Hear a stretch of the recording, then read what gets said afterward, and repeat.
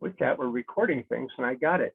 We're starting off with Monarch Pollinator Regional Advisory Committee report from Andy. So Andy, if you're ready, and maybe Laura, if you have to share a screen or whatever, please do. Morning, everyone. Give me just a minute here while I share my screen. Should be coming in right now. Hopefully you can see this one. Yeah, I got a few head nods here. Perfect. All right, everyone. Well, thanks for having me today. I don't think I'm going to take up much more than 5 minutes here. So hopefully you'll gain some time on the back end here of your agenda. But for those who don't know me, my name is Andy Spyrka. I am the District Resource Conservationist with the Ventura County Resource Conservation District. I'm also the Ventura River Watershed Council Manager. So it's really great being here today and engaging with another group. I always do enjoy it. So I'm here today to promote one of the working groups that I chair, which meets quarterly. It's the Monarch and Pollinator Regional Advisory Committee, also known as MRAC for short.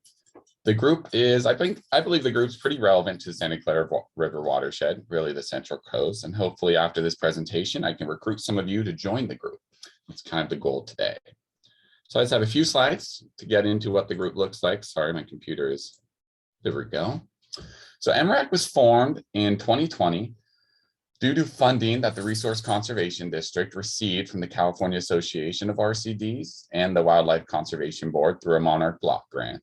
We formed the group in response to not only the dramatic decline in monarchs, which I'm sure many of you are aware of, but also just for the dramatic decline in pollinator habitat in general. So the best way to really think about the committee is a collaborative working group across the Central Coast, spanning essentially from San Luis Obispo County through to Ventura and parts of northern LA. Groups made up of well over 50 different public and private organizations, 150 plus members. So I'm sure those numbers have increased since. And all these organizations are involved with monarchs and pollinators in some sort, let that be restoration, education, research, or even community engagement and outreach. We meet quarterly to discuss efforts and ideas, attempting to not only collaborate and coordinate with one another, but leverage each other's resources and knowledge of the group and knowledge within the group across the Central Coast, and essentially, create more pollinator habitat across from San Luis Obispo down to LA. Before I forget, it's important to note that MRAC, the Monarch and Pollinator Regional Advisory Committee, is just one of the many pollinator working groups that have formed in the past few years across the entire state of California. Many of these other working groups for monarch and pollinators, different names. Some are called the Southern California Monarch and Pollinator Alliance that spans from LA to San Diego. There's a few others up north. Essentially, most of them are chaired by other RCDs. So it's just important to note that, even though this is a regional working group, I do work and sit on quarterly calls with them where we do coordinate across the state. So being part of this group really can echo your effort across the greater state and the greater need. We have a lot of big funders sit on these meetings and everything. Sorry, guys, my dog's bugging me over here. She has a surgery. She thinks she's healed and she is not quite. Anyways, so MRAC can kind of be broken up into 3 initial goals here. Pretty simple. Expand the monarch and pollinator habitat. That's what I've been getting at, right? We use that by leveraging regional partnerships and hoping to secure funding for overwintering and breeding and migratory habitat site restoration and management plans. That's direct for monarchs.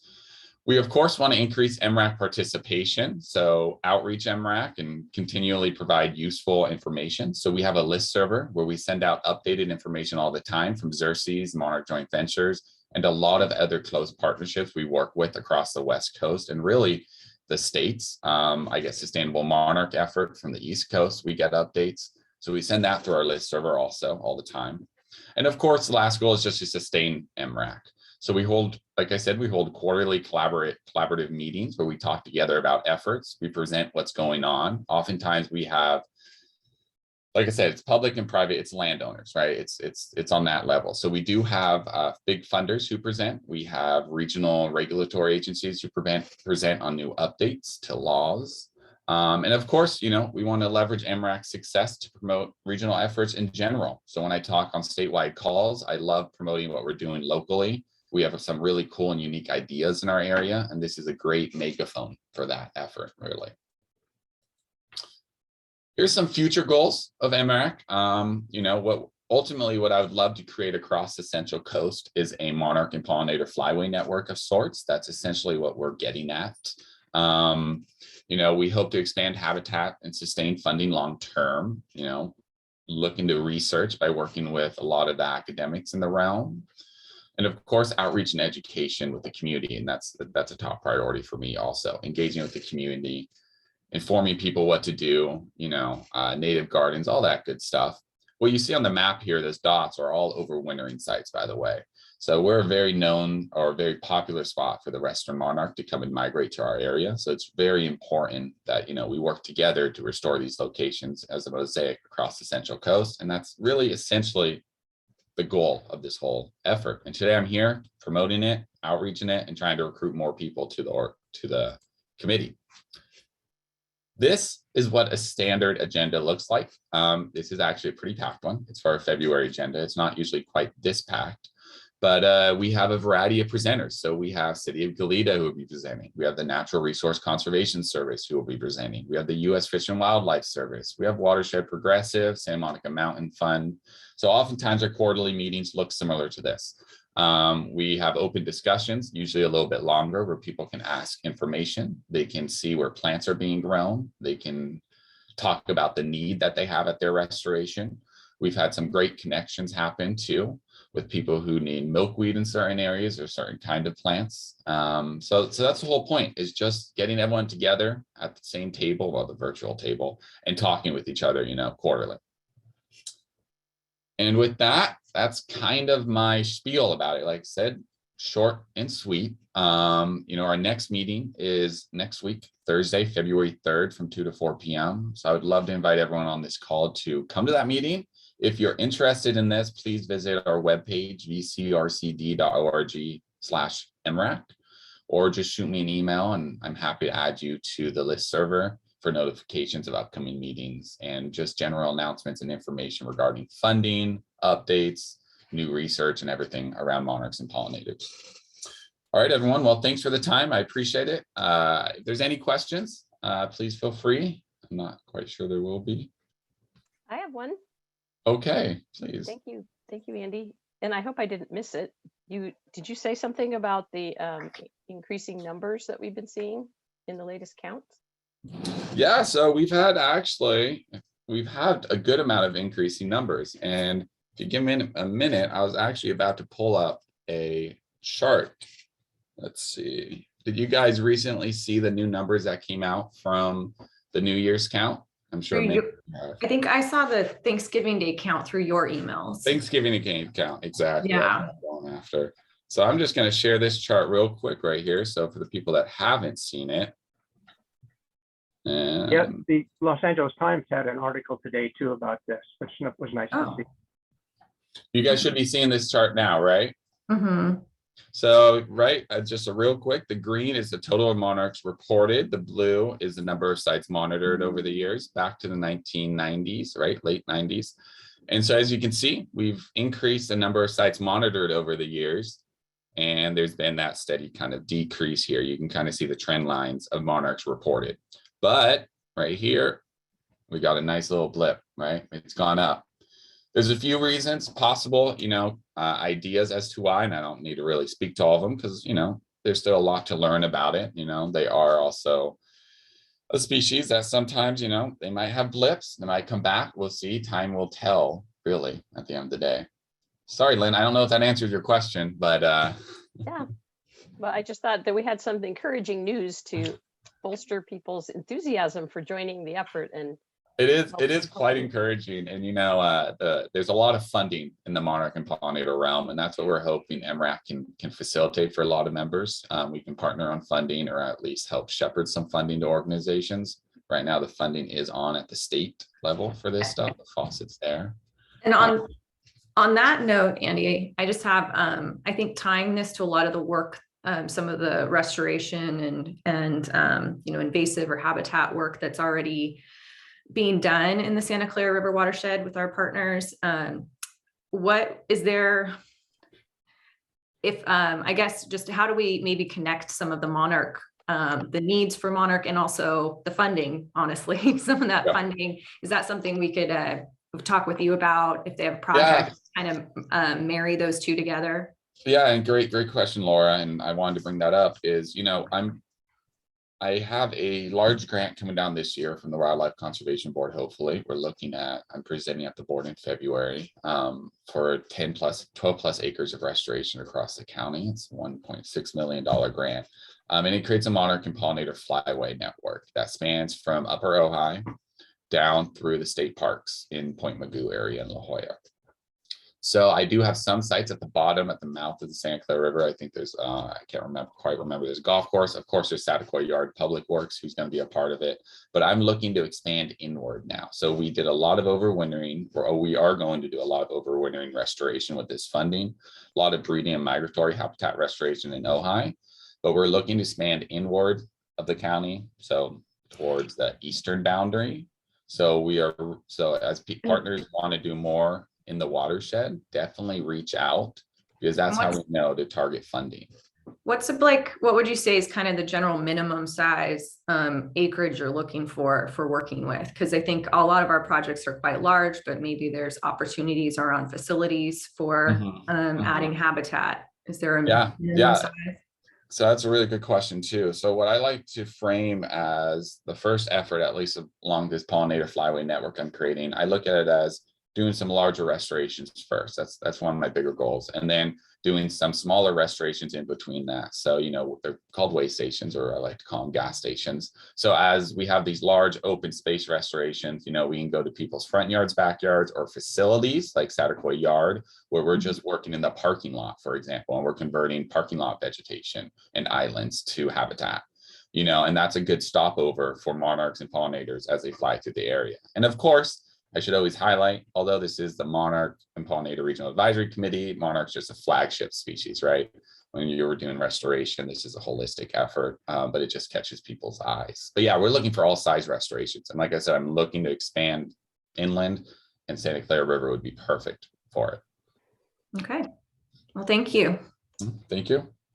Yeah, really interesting animals, and I appreciated it, Andy. Next on the agenda are Santa Clara River GSA updates, and this is a milestone month. I saw Tony's here, and I imagine he might want to give us an update, Phil Moore Pyru. We also have Mound, and if we have time, it'd be great to hear from Rick or somebody in the Upper Santa Clara GSA too, what they're up to. So Tony, you want to give us an update? Yes, thank you, EJ.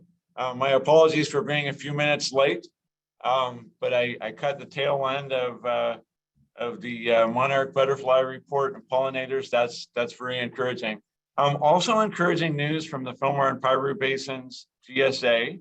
The GSA was successful in completing a GSP for each of the basins. I think they were a very good quality product. We always would like to have more in those, but I think that particular agency that I get to assist had really excellent participation through the process, a lot of difficult things to grapple with. And I think we ended up with 2 quality plans. Those plans were adopted by the board back in December. And I just got notice this week that the uploading to DWR's websites was complete. That was always a challenge. We were afraid we were going to crash poor DWR's website and uploading multiple GSPs. So the Fillmore and Pyru Basin GSA is pivoting towards actually developing some of these things that it put in its plan. So expanded monitoring, a potential project to help with the Cienega project that several agencies, so the CDFW has a project there near the fish hatchery at the Pyru Fillmore Basins boundary, where there's rising water and there's groundwater dependent ecosystem. So we're excited to get in and start working on trying to enhance that project. Also, TNC has some restoration project in that area, really a cool area. And I'll be quiet and let Rick or Mound Basin go. Yeah, is there anyone here who can speak to Mound Basin? I didn't see anyone. I guess if no one's present from Mound did adopt its GSP in late November, and that was uploaded, I believe in late December. So the Mound Basin also did complete its GSP and is still working on improved monitoring. I believe their monitoring is mostly looking at seawater intrusion. So they're trying to get some monitoring wells along the coast in areas where there are gaps, but also a successful process there. I think there's been less stakeholder participation in Mound, but Mound is a little bit, simpler hydrogeologically and everything, but still, it's a big lift to get those done the first time. And I guess I should say all of us are already working on our annual updates, which are due April 1st. So there's no rest. As soon as those things are uploaded to DWR's website, it's time to try to work to finish up the annual reports. Thank you. Yeah, and it's important to note that this kicks off, I think it's a 75-day review period with DWR. So you can go to the DWR Sigma GSP portal and download these plans and comment directly on them if you have any comments you'd like to voice to DWRs. They have 2 years to complete the review, so they do a pretty extensive review of these plans. I see Rick and Steve are on. If you guys are up for letting us know what's going on in the upper watershed, the Santa Clara Valley East GSP. Sure. Good morning, everybody. It's nice to see you all, albeit virtually again. Congratulations to the other GSAs that got their GSPs completed.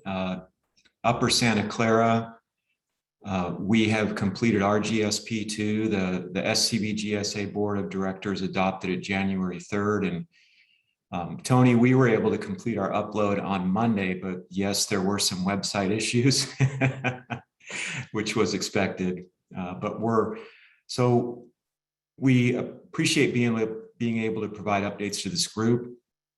And like Tony said, there's a lot of new study that went into our, the GSP, our GSP in particular. We learned a lot preparing it, and we're looking forward to implementing it now and continuing the study. And that's my quick update, EJ. Thanks, everybody. Yeah, thank you, Rick. Are there any questions on any of these GSAs GSPs that anybody would like to ask?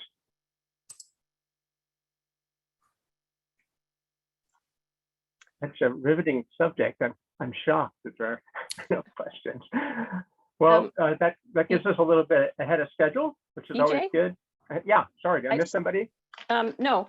Well, I see that Kim Loeb is on. I don't know if he had anything from the GMA, but I just wanted to mention, in case you didn't see it, that Cal State Fresno just completed a report on governance for groundwater sustainability agencies across the state in critically overdrafted basins.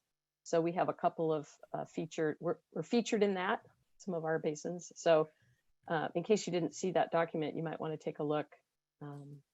And I can, I don't know, Laura, if you want to send a link out at some point, I think I just found it. Or post it or something. Something noteworthy did take place regarding the Fox Canyon GMA GSP. So I think we should pressure Kim to take himself off of mute and share. Well, he's next on the agenda too. Oh, so there he is. He would be giving us. Yeah, well, good morning, hey, everybody. Thanks, Kim. I just want to I think that's a great idea to post that in the chat if you can, so people can follow up on that report. And then, Kim is next on the agenda. Boy, we're moving along great here. So there's Fox Canyon and the basins. A couple of the basins that they manage are in the Santa Clara River watershed. We don't want to forget that. And they, of course, have completed, those are critically overdrafted basins, and so their reports were submitted 2 years ago, and they're now moving into the project selection stage. So, Kim, take it away. Thanks. Thank you, EJ, and good morning, everybody. I think what Tony was alluding to, which hopefully is news. It's big news to us. All three of our groundwater sustainability plans, the Oxnard Subbasin, Pleasant Valley Basin, and Las Posas Valley Basin, have been approved by the Department of Water Resources. It did take them really all of the 2 years to do the review. And of the, I think, 46 GSPs that were submitted back in January of 2020, only 8 have been approved by DWR, and 3 of those are the Fox Canyon GSPs. So we feel pretty good about that, and feel like we've got good direction. There was a huge amount of stakeholder and technical advisory group and TNC involvement in putting those things together, and we're really glad to have that solid start that's recognized by DWR. So Laura asked if I would come and talk a bit about projects, and I'm going to see if I can get my screen shared here. Let's see.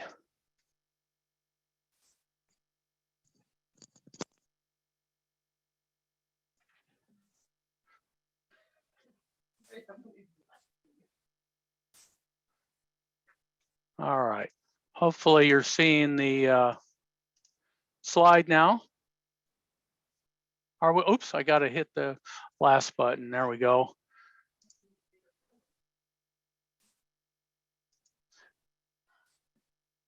Get my screens organized. So let's see, there we go. So water supply and infrastructure projects, of course, are critical to achieving sustainable management. And I don't know if everyone knows, but Fox Canyon's been around for a long time. But for most of our history, our enabling legislation prohibited us from undertaking or funding projects. And we didn't get that authority for getting involved in the supply side. We could only regulate the demand side until Sigma and adoption of our GSPs back in December of 2019. And those GSPs included a limited number of projects that were sufficiently well developed and defined for inclusion in the GSPs. And we just talked about them being approved.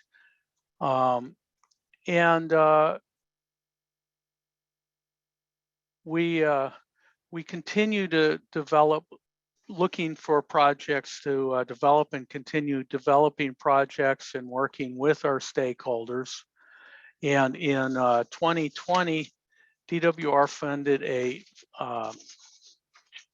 facilitated stakeholder effort in the Oxnard and Pleasant Valley Basins. And as part of that process, a project committee formed and looked at a suite of projects, reviewed a lot of projects, working with both Fox Canyon and United staff. And this was the project suite that came out of that stakeholder effort. And many of these projects were in the GSP, but new projects were identified. And of course, United is working on a lot of projects that are very important for sustainability in the basin as well. And United did some modeling of these projects, and we continue to build on this list of projects that was developed through that stakeholder effort, including the Oxnard IRWM Advanced Water Purification Facility to deliver more recycled water, a temporary incentivized fallowing program, Of course, the Freeman diversion expansion is very important. There's a state water project interconnect flushing recharge project from United, state water project, water purchases for bringing down and diverting at Freeman for recharge, and also putting into the pipeline systems is an important project. The brackish water extraction barrier project, you've probably been hearing about that from United. That's an important project. And then a couple of optimization measures, and that is to try and move pumping away from the seawater intrusion area by bringing in piping infrastructure and additional water replace that groundwater pumping. And then another option was moving the pumping, or at least some of the pumping, along United's pumping trough pipeline system from the lower aquifer system to the upper aquifer system. The modeling GSP showed that the lower aquifer system is really more overdrafted than the upper aquifer system, and we need to work to balance out both the vertical and horizontal distribution of pumping to limit the impacts, principally of seawater intrusion. That's the most significant sustainability issue in the Oxnard and Pleasant Valley basins. If we address that, everything else comes along. And we have continued to evaluate projects and discuss them with the GMA board. And so we working with that list, with our GSP list, the refined list of suite of projects from that OPV stakeholder effort. We brought a list of projects to the board in the stage they're at back in June, and looking at forward to what might be grant fundable. And again, you'll see many of the same projects on here. There's some additional piping network, a project to destroy abandoned wells out near the saline intrusion area. There are some abandoned wells. One of the things that the United modeling has really shown us is that these wells may be one of an important pathway for saline water in the upper aquifer system to get pulled down into the lower aquifer system. There's strong vertical gradients, and so that creates a convection in those wells and a pathway, even though they are not pumping.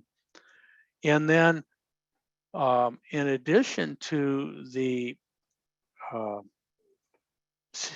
extraction, saline water extraction barrier project that United's looking at, that's a great project. It's not a complete solution to addressing our seawater intrusion, as it's mostly addressing intrusion in the upper aquifer system. So we've been looking and doing some initial modeling and working with United on a companion project of seawater intrusion injection barriers at the Wainimi and Magoo canyons, where we're getting that intrusion into the lower aquifer system as well.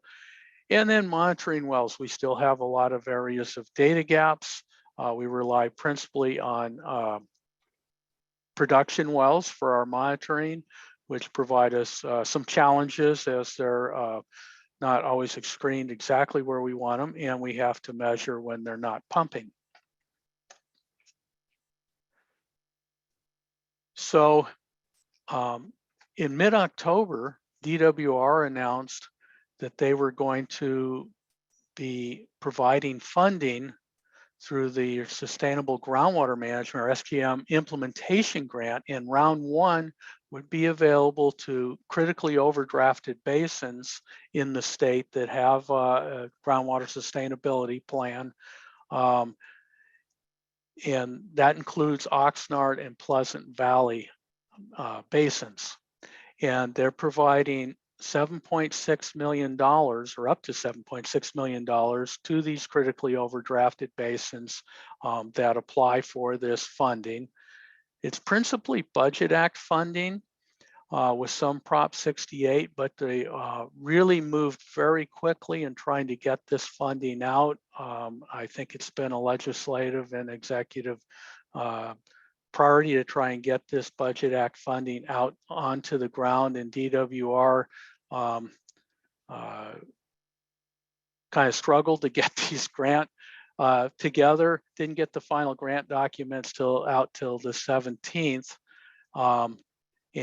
So we've been working very quickly to trying to respond to this so that we can bring this total of $15.2 million to the basins and really get a jump start on implementing our projects. Eligible projects under this grant are whatever projects and planning activities related to SGMA, including GSP updates or modifications and capital improvement projects that are listed in a groundwater sustainability plan. One of the limitations of the grant is that all the projects have to be completed by June 30th of 2025, including final deliverables and invoicing. And only public agencies are eligible to apply, and only one agency per basin can apply for that funding. So because we only had a limited number of projects in the groundwater sustainability plan, there's a lot of new projects that are good projects that we want to be eligible for grant funding. DWR has articulated a process where we can add projects to the GSP list through the annual report process, and they're deemed eligible if that is done and adopted by the board. We developed a list of the projects, ones that you saw earlier. We also reached out to agencies within the Oxnard and Pleasant Valley basins for any projects they had that would be good sustainability projects that could be put together quickly and implemented within that time frame. So the Fox Canyon board met yesterday, was our regular meeting, and approved a list of additional projects to the Oxnard and Pleasant Valley GSPs. We worked diligently to complete our annual reports for review and approval by the board yesterday. As Tony mentioned, normally they're due on April 1st. And it's important to know that inclusion in the GSP list, it's not a commitment by the board or the agency for funding for the project, but it puts the project in the mix for evaluation and consideration of funding as it becomes available.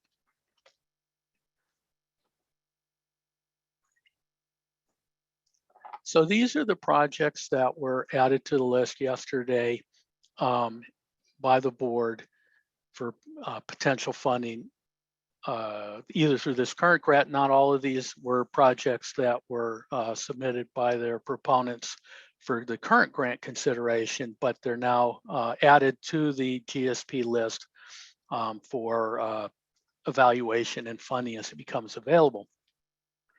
So there's the AWPF improvements phase 2, City of Oxnard's project, projected additional yield of 7,000 acre feet.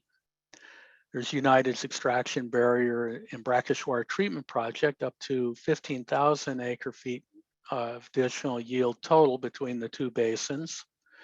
The Freeman diversion expansion project, and you'll see that a lot of these projects of United's will be on both the Oxnard and Pleasant Valley lists since they benefit both basins. And I think everybody realizes that even though we generally manage these two basins together because they're hydraulically connected, under SGMA, DWR requires us to have separate GSPs and annual plans and things. That's a bit of a hassle, but it was a benefit this time around because each was eligible for the separate $7.6 million.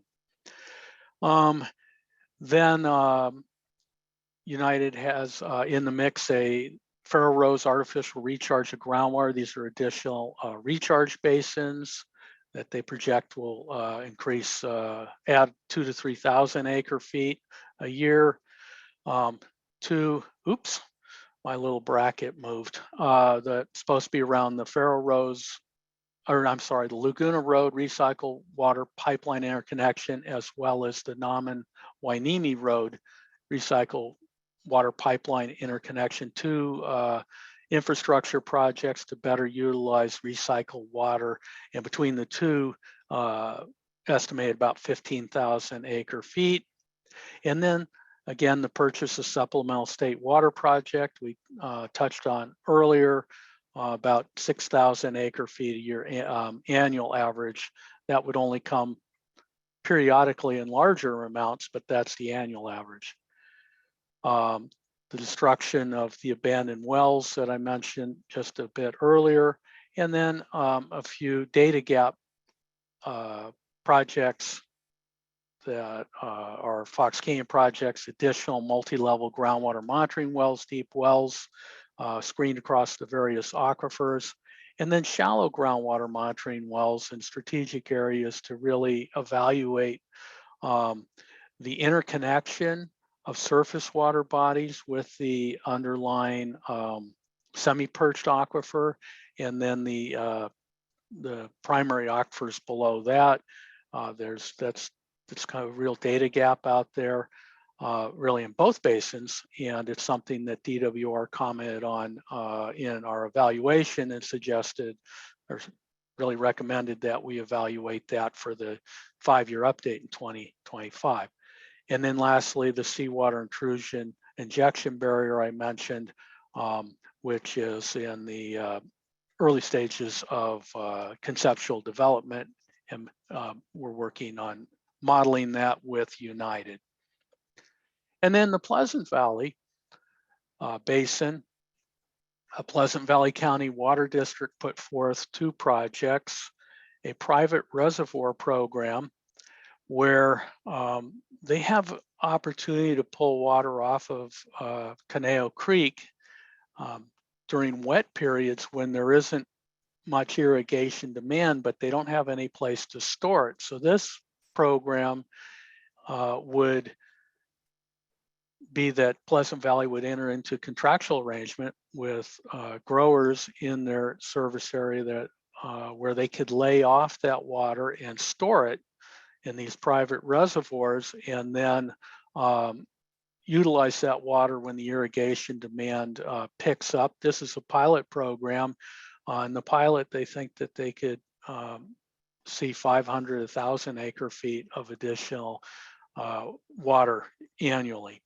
And then Pleasant Valley has a recycled water connection pipeline project as well. It's complementary to United's Laguna Road recycled water pipeline interconnection that they estimate will be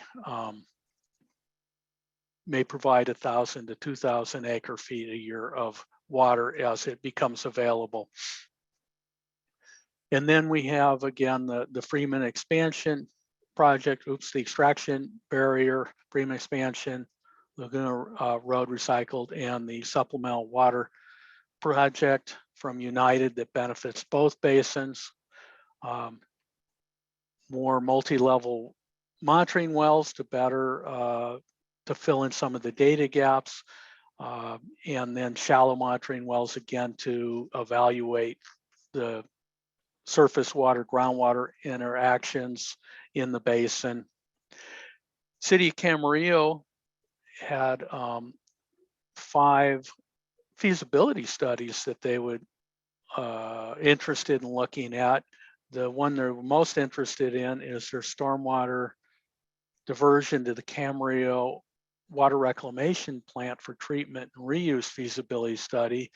And this project, they're looking to take principally dry weather flows, nuisance flows, runoff and whatnot in their stormwater system, bring it to their treatment plant and treat that, and then add it into their recycled water system that goes to irrigate one park, but then majority of that water is available to growers in the area to purchase and use instead of pumping groundwater.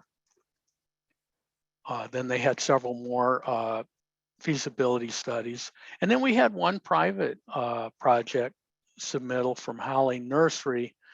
Howling recirculates much of their water and reuses it, but they have, I don't know, I think they said about a 30% loss on that. And they have a new RO brine recovery technology that they're interested in looking at that they think will reduce their extractions 300 acre-feet a year. So those are the projects that were added into the annual reports. And so this process can be repeated on an annual basis as new projects come available, but now these are in the mix and we can evaluate them as funding becomes available. So for the grants submittal, this DWR, because of the fast pace of it, is running it different than they have any of the other SGM grant rounds, the planning grants that many of the, probably most of the GSAs use to help fund their GSPs, which were the statewide competition among basins. But this one they did much more like an IRWM grant in that they pushed down the evaluation to the basins themselves. They provided evaluation criteria in their proposal solicitation package that we had to use to pick the projects on a competitive way for submittal to DWR for grant funds. They really expect that to be done through a project committee in the basins. And so we had this ad hoc project committee that was put together, 14-member ad hoc project committee through that DWR funded stakeholder facilitation project. So we called those folks back to conduct the evaluation of the project submitted for grant funding and score those. So the ad hoc projects committee held 2 meetings last week to evaluate and score those projects.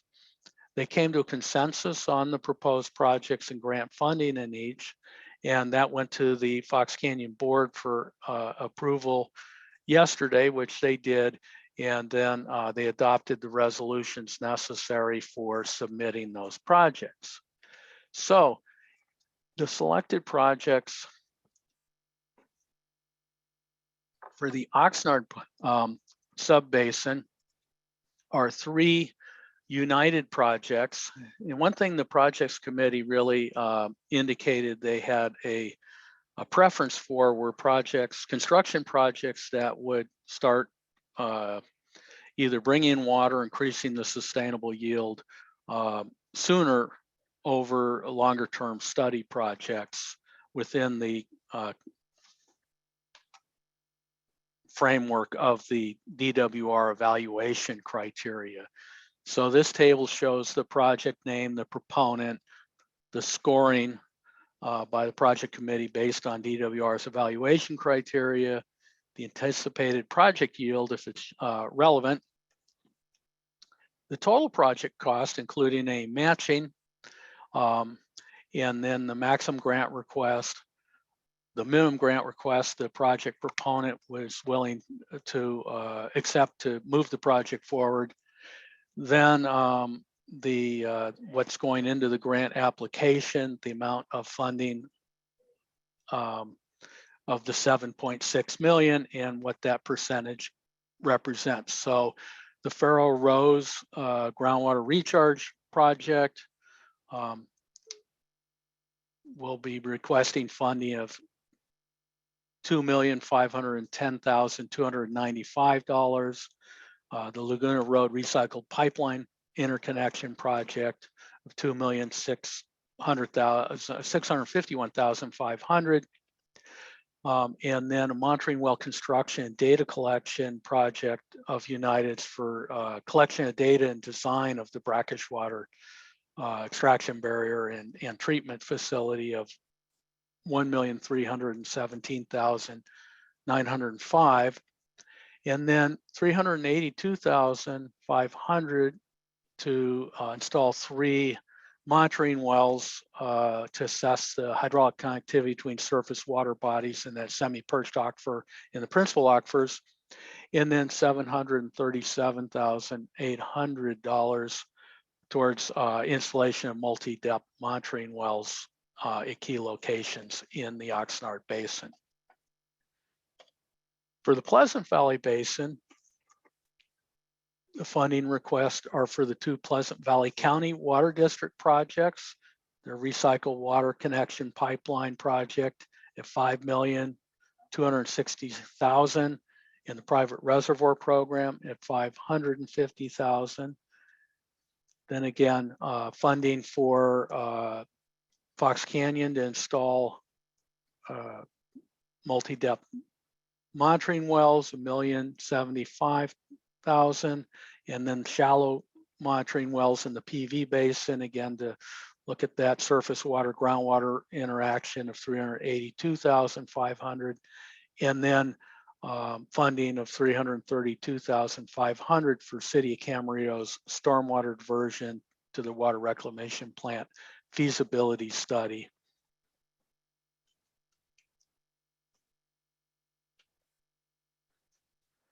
So what are the next steps? Well, the combination of the brackish water extraction barrier and the intrusion injection barrier projects are key for addressing seawater intrusion, which is the big sustainability issue. The reason why Fox Canyon was created and United's been focusing on, we've all been focusing on, but those are the key projects to really finally bring that under control. Projects including the Freeman expansion, the increased diversions off Santa Clara River. These are critical to increasing the sustainable yields of the basin. The recycled water projects, including the Oxnard AWPF and the piping infrastructure, which we're getting some funding to move forward with here, are very important for reducing pumping demand. And so Fox Canyon continues working very closely with United to model scenarios and refine the projects. We're developing a CIP list, that's a capital improvement project list of the various projects we've talked about for the board review and prioritization of those projects, so that we have a smooth process as funding becomes available. We are studying implementation of replenishment fees to fund projects. We're looking at that on a 2-track basis. The first would be for funding quickly implementable projects, such as being able to purchase state water as it is available, and some other policy program related type projects, and then the longer term for the capital improvement projects. And then looking forward to 2025, I think, as folks know, DWR requires 5-year updates of GSPs. We are learning a whole lot since our GSP was developed and continue to do so. And as we get these new monitoring wells out there and improve our monitoring program, and United continuously improves the Ventura regional model, and we have the new projects, expect that those GSPs are going to be significantly revised, including the new projects and modeling, with revised sustainable yield estimates, which likely will result in revised minimum thresholds and measurable objectives. So that's the end of my presentation. I'm happy to answer any questions folks have. Please raise your hand if you have a question. Well, that was really informative, Kim. Thank you. That was a comprehensive overview, and there's been a lot of work going on. You guys have been really busy. So I wanted to just, I don't think, and remind people to introduce yourself in the chat. And I don't think there's any electeds in this meeting, but if there are, I wanted to make sure we have a chance or any representatives from their office to introduce themselves, because it's just such an important conversation while we're talking about having the GSAs here during this meeting. I'm not seeing any. So I think one of the big things I take away from this too is we should be thinking about how we incorporate these projects. And Lynn was, I think, was probably interested in talking about this, how we incorporate these projects in the IRWM plan and thinking ahead for next round of IRWM funding and just in general, coordinating and making sure these projects are, we're considering them and looking at funding across the region for different water supply sustainability projects. So we'll want to talk more about that at some point soon. Are there any other questions or? Can I just tag on to what you just said, Laura? Because while we still have folks from the GSAs, I don't know if you guys are planning on sticking around for the next discussion. There are some very specific things we'll be talking about that relate to funding and possible overlap in funding and projects and planning. And I was very interested in your project selection process, Kim, and I know all the other GSAs are either already in that mode or thinking about what they're going to do. And we are about to, we have some steering committee members from WCVC on this call. We're going to be looking at how we evaluate our projects and the criteria that we use for selection. So it seems like this is a really good time to discuss kind of our joint efforts and maybe learn from each other and look at the timing on some of these grants. So I'm kind of hoping that you'll stick around for the next item, because we'll get a little bit more into detail on some of the funding. Yeah, absolutely. I am planning to stick around, and I agree completely that as much as we can leverage the two programs and be informed of what we're doing and try and be coordinated in that, I think is definitely beneficial to the region. And so this grant process was pretty convoluted and very short time frame, and it's not exactly the process we would have used if we hadn't had just a few weeks right over the holidays principally and into January to pull this all together. But certainly there's some things that can be learned from that process, and hopefully the future grants DWR will give us a little bit more time.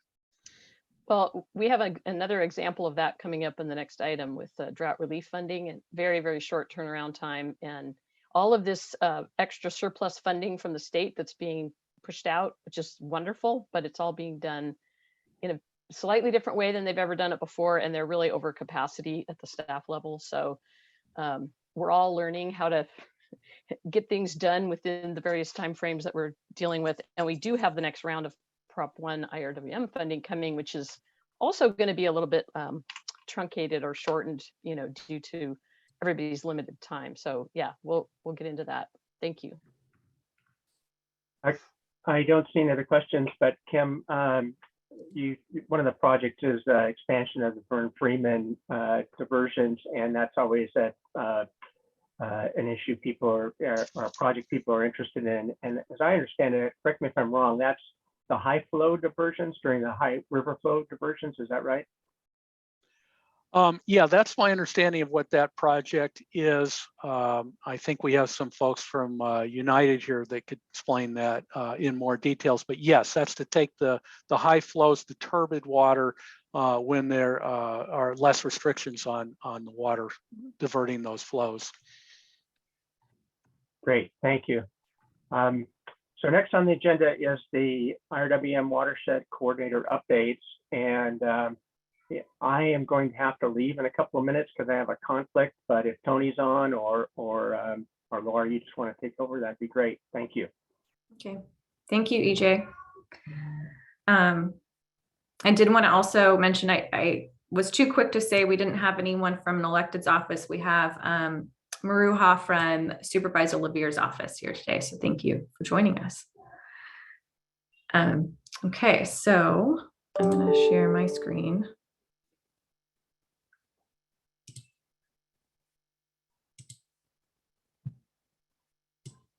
And then of course, rearrange everything. Okay, so next item, Lynn and I just wanted to share some updates with you generally about IRWM program and also some specifics of what that means for the Watershed Committee. Advance this. There we go. So we're talking about, these are the main topics. Okay, so Proposition 1, IRWM round 2. Lynn, you want to kick us off with this one? You are seeing the slides too, right? Last time I had a problem, so now I'm nervous. Yes. Okay. I see the slides. Okay, so well, nice segue from the last discussion, and thank you, Kim, for your presentation and for the updates from everybody on the GSA's activity. There's a lot, obviously a lot going on, so it's exciting. And then I just wanted to, I'll echo what John Lindquist had put in the chat, which is I can appreciate how much work went into pulling all of that together in a very short amount of time over the holidays. We've been seeing some of that with some of the grants that we're working on. So kudos to you and your team, Kim, for all that. Shifting gears to the IRWM implementation grant funding, which we're all very familiar with after we're in our 20th year now of IRWM. In case anybody was forgetting that, we've been doing this for a long time. We're heading into what will be the 7th, I think I have that right, round of funding for IRWM, which started back in with our first application in 2007. I think that was the first one. So things have changed a lot over the years. And this one is probably the most significant change that we're seeing. DWR has released the draft PSP and guidelines right before the holidays. And then they have finally scheduled some public workshops that people can attend. There's 3 of them. They will be coming out or they will be happening in February. And the last one, the 3rd one, will be February 8th. And that one is focused on Southern California. That doesn't mean people can't attend the 1st or 2nd or 3rd. You can attend all 3 if you want, because there will be they'll record the presentation from the first day, but then they'll have live Q&A. And I know some people like to attend all 3 so they can, or all of them, so they can hear what other people are bringing up. But they did extend the deadline. It was originally scheduled for comment. It was originally scheduled to be February 8th. And the IRWM Roundtable of Regions requested more time, given that it was all happening during the holidays. And some people were scrambling to apply for some of these other funds that are out there right now, like the drought relief funding and groundwater funding and small communities funding. So there's a lot happening in this time frame. So the application deadline is still not set. Early on, the state had said they would have 2 cycles, one for March and one for September of this year. It's not looking like that will happen. It's likely to be at least several months off that. So I'm just guessing that the soonest an application could be submitted to DWR for the first cycle would be closer to May, maybe even June, and the second cycle later in the year, possibly December, or maybe even into January of next year. So they want feedback on that, actually. So that will be part of what we can comment on. The WCVC steering committee looked at some of the highlights of the changes in the round 2 PSP and guidelines, which I have slides on that in a second. So we will be preparing a letter of comment.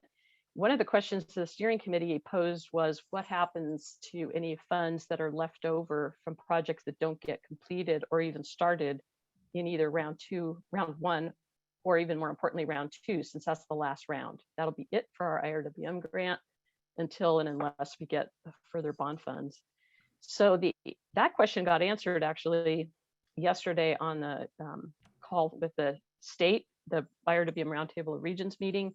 And they said when they do release the final PSP and guidelines, they will update the table that has the funding amounts in it to include any round one projects that have been determined not to be able to move forward. So that amount will go up.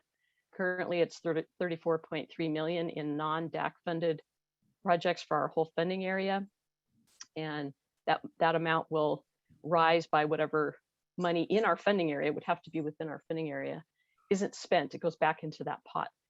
At the end of round two, what's not spent is they're actually asking everybody to submit more projects than the one, or to have a list of projects in the wings, so that if any of the projects that they had put forward aren't feasible, you would go to one of those projects.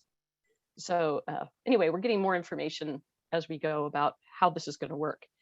There are some substantial changes, so you can go back to that next slide, Laura. And here's some of the highlights of those changes. The biggest one, or one of the ones that's going to make people happy, is that they have done some effort to streamline the application. For those of you that have been around since the beginning, the very first application we submitted for Prop 50 was a massive document and cost quite a bit of money to put together, which that money, the cost of the consulting work on that is shared by the project proponents. And I'm sure that application was inches and inches thick. Prop 84 round one might have even been more challenging. I think I saw Loren Everett on and Meredith, so they could probably speak to this, but Prop 84 might have even been a little more challenging. And so we've had really extensive application processes now. Over the years, they've whittled it down. And this latest proposal, PSP, is looking like a much easier application effort. Even more importantly, if we come to agreement within our funding area about how to divide those funds, how to split them among our 3 regions, we would have no scoring of our application. DWR just would have us self-certify. It was similar to what Kim was saying about the Sigma funding. They've kind of switched over to, they're trying to put more responsibility back on us to say, yes, we agree to these things, without them having to look behind the curtain to see how we're doing it. So it gives us a little bit more, flexibility there. As you know, we are not a non-competitive region or funding area. We're one of 2 or 3 in the state that, out of the 12, that still compete. Now, we have been very successful competing in our region, in our funding area. WCVC has been successful, but there's a lot of advantage. There's some advantage anyway to us trying to be in a non-competitive mode, and DWR would be very grateful if we figured that out. So that means that without having to score the application, there's less, it's even more streamlined of a process, and there's no scoring. So that's a big change in this final round. And then they're eliminating they're proposing to eliminate the pre-application, pre-submittal workshop and paperwork. And we had basically two applications last time, a pre-submittal form and then a final application. So we've always benefited actually from having those conversations with DWR ahead of time, and they still welcome that, but it wouldn't be mandatory and it wouldn't be as formal. So those are the biggest changes. Are there any questions so far about this?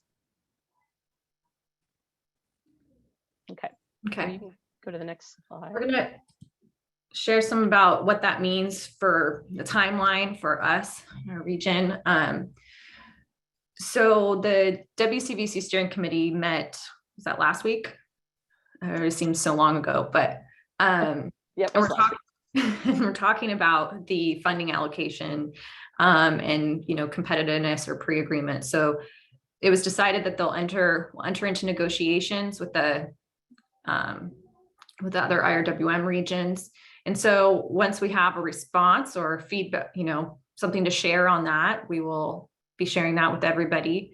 And just as a reminder, our steering committee members from our watershed are Tony Emmerich and EJ Remsen. And we have an alternate, Nina Danza. And so The other things to keep in mind for your timeline schedule is we're going to have a training on use of the new WCVC project input form sometime in February. That's a new kind of streamlined form that automatically puts the project into a GIS portal. And it's not that much different than probably the previous iterations of this type of form. So we'll probably, Lynn and I have been talking about doing a brief training, and we'll record it or something like that. Maybe just like a web, like a simple recording of how to use that, and be sharing that out with everybody at WCVC. And then there'll be an open solicitation for projects from somewhere around, we're expecting February to June in our area. And then our watershed committee will need to discuss also priorities, needs, potential projects starting really now. So our next meeting will dive more into that. And then we will, once we have, once we've closed the solicitation for projects, and we feel that they've all been, we have them all in there, we'll have a meeting to discuss those projects. If you remember last time in 2019, I think it was the end of 2018, when we did this, we had a meeting, and every project proponent that wanted to put forward a project for round one gave a short presentation. So we will try to do that all in, I think it's useful when you do it all in one meeting if we can. So we'll try to schedule that, maybe hopefully in person.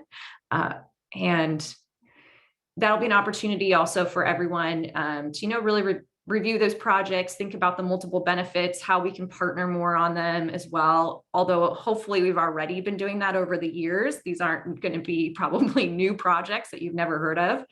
But that's also one of the goals of having that, the committee review and really have an opportunity to discuss each project. And then, Laura, can I just suggest too that when we're doing that, as we've been talking about already with, hearing some of the groundwater projects that are being considered and other projects that other entities have in the works. I know different, the Santa Clara River Conservancy and UCSB. And I know that's part of what we do, but even if they're not, because again, this isn't just for the grant application, it's also for the plan. Yes. So we probably want to be pretty deliberate about making sure everybody considers the things they're doing. And for another example, that's RCD has a lot of stuff going on, and just make sure that everybody's aware of all the things that are. Yes, definitely. So I think to summarize that, when we're doing the project solicitation, it's not necessarily just for that round 2 funding. This is an opportunity to update. We always kind of comes with it as essentially like an update to the list of projects in the plan, and really an opportunity to discuss what everybody is doing and goals. And so thank you, Lynn. And then we will, as a committee, select our projects for consideration by the steering committee, probably that same meeting that we have presentations on each of the projects. We'll try to kind of have a vote of those attending and select our projects, go forward by the steering committee, always by consensus. And then the steering committee will convene from the 3 watersheds, and we'll select the final suite of projects. Meanwhile, I thought this was on here. Maybe I might have deleted it by unintentionally, not seeing it here, but I wanted to let you know that at some point before the steering committee selects projects, the steering committee will be convening a group to establish selection criteria. And that is a responsibility we decided should land with the steering committee to help convene that group. It doesn't have to be limited to those that are on the steering committee. But we'll come up with a selection criteria, waiting if they decide to do that. And so it'll be a clear, transparent process for selecting that final suite of projects. And anyone is invited to attend those steering committee meetings as well, just to attend to observe that. You did have that on the list still. It's the second I do. item. Oh, okay. And because we also have simultaneous things going on, like project ranking, scoring going on with the GSPs, and then also with the GACI grant program, we're trying to make sure that these things interact well with each other. And that's challenging, but I am going to be sending out information to the steering committee and to the DAC committee soon about the new project form that includes some ranking opportunities, if you will, in for the DAC projects, which just, we'll get into this in a minute, but there are pots of money in round 2 includes a DAC identified project pot of funding, which is 6.3 million. Sorry, I guess we're getting to that later. Yeah, I was gonna say that is next on this list. So in black, you'll see simultaneous coordination with WCVC DAC committee and the task force to consider DAC projects. So as Lynn said, in round 2, there is a minimum to be spent on DAC projects. And if you recall, like one of the primary goals of the DAC involvement program that we've been working on for years now is to tee up or prepare some projects that are very much, obviously serve disadvantaged communities and are to the greatest extent we can, are driven a lot by the needs and the desires of disadvantaged communities for this round 2. So we're going to try to merge those and integrate those, make sure that those projects are part of our selection process. And there's as Lynn alluded to, there's that DAC committee right now is reviewing a selection criteria and weighting process for selecting their projects. So it's going to be very similar to what we use probably for the overall round 2. And then the application and preparation submission sometime November, December. So that's what we're expecting. So that's going to be the year of 2022 for IRWM. Are there any questions about kind of timeline, process? Okay. So I'm going to talk a little bit in a minute about greatest needs and like the immediate next steps. But first, I think we had also Lynn just wanted to, if you wanted to say anything about the portal, this is what it's going to look, what it looks like. And here's a link. We haven't talked about it in a while or shared it. So I just thought it would be good to have that in there as a reminder. There's the link to get to that site. We have a few agencies. We're encouraging everybody who has a project in the plan now to put it in this portal, because Laura and I don't have time to enter all these projects into this, and there wasn't an easy way to transport a fillable PDF into this particular format. But so that's what we're encouraging you to do. There are user instructions posted on the site as well. So if you want to dabble around in there and it's open, you can do it now. We just haven't done a formal opening. Okay. And so one of our next steps is going to be as a watershed to confirm, our greatest needs and think about that in the watershed and kind of have that as guiding, as guidance as we talk about projects and selection. So that I just wanted to pull up again. I think really this was more like 2018 that we decided on this, but it was for the 2019 round round one was. But this was what we had come up with as a watershed committee of what the Santa Clara River watershed's greatest needs were. I think number 1, the drought resiliency and climate change was added after our first discussion, and was decided that was a great need for all of our watersheds. So, we want to review this, and I didn't want to spring this all on you today, but I think the next meeting we'll be looking for actual feedback, and if there's anything missing from this list or should be changed. This isn't a formal plan update, right, Lynn? So it's not like we need to formally adopt or document or put this in a, tweak wording exactly, but I think this is helpful for us to just have a discussion on. And then What? Just wanted to add that we can update or amend the plan anytime we want. So if we Yeah. come up with new greatest needs, we'll just slip those in place of what's in there in the current version. And same with, we'll add new projects. So we can do that anytime. Okay. And this is what it looked like back. There was this diagram that was put together, Venn diagram of the overlapping greatest needs at the time with the 3 watersheds. Hopefully you can see that okay. Text is kind of light, but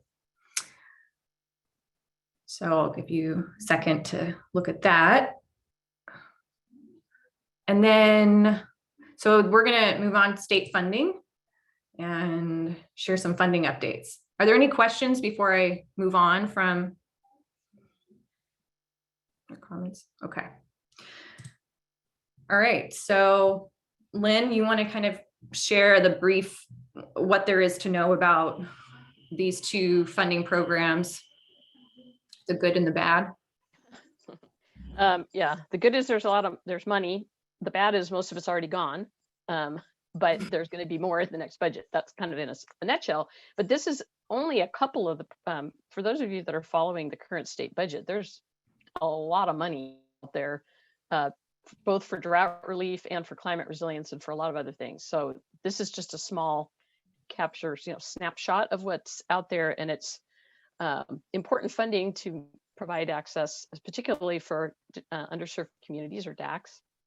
You want to go to there's 2, the small community drought relief funding and the urban and multi-benefit drought relief funding that were most applicable directly for water projects that might, IRWM related projects, I guess, if you will.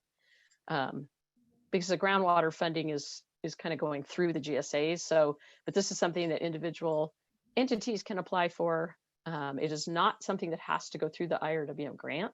So it's a lot easier from that standpoint. It's just both of those applications were fairly straightforward in how you apply. And the state has been pretty willing, at least with the small community drought relief funding, to work with the applicants to help them because they don't have a lot of capacity or maybe even a consultant. So it's been a very iterative process with the state staff. So they have a website devoted to this funding, which you can see the URL at the bottom. You can see there was 200 million set aside for the small community drought relief, and that would be communities under the size of urban water management plan requirements, which is so less than 3,000 acre feet of water served or 3,000 connections. And then 100 million for urban community drought relief, which is the urban multi-benefit grant program. And the 200 million was an open competitive grant, and that money became over allocated really quickly because there's so much need. I can't remember how many millions, hundreds of millions more they received in requests than what they can fund, but it was significant. So the urban and multi-benefit grant program had 2 elements to it. One was a kind of open competition in 3 grant cycles.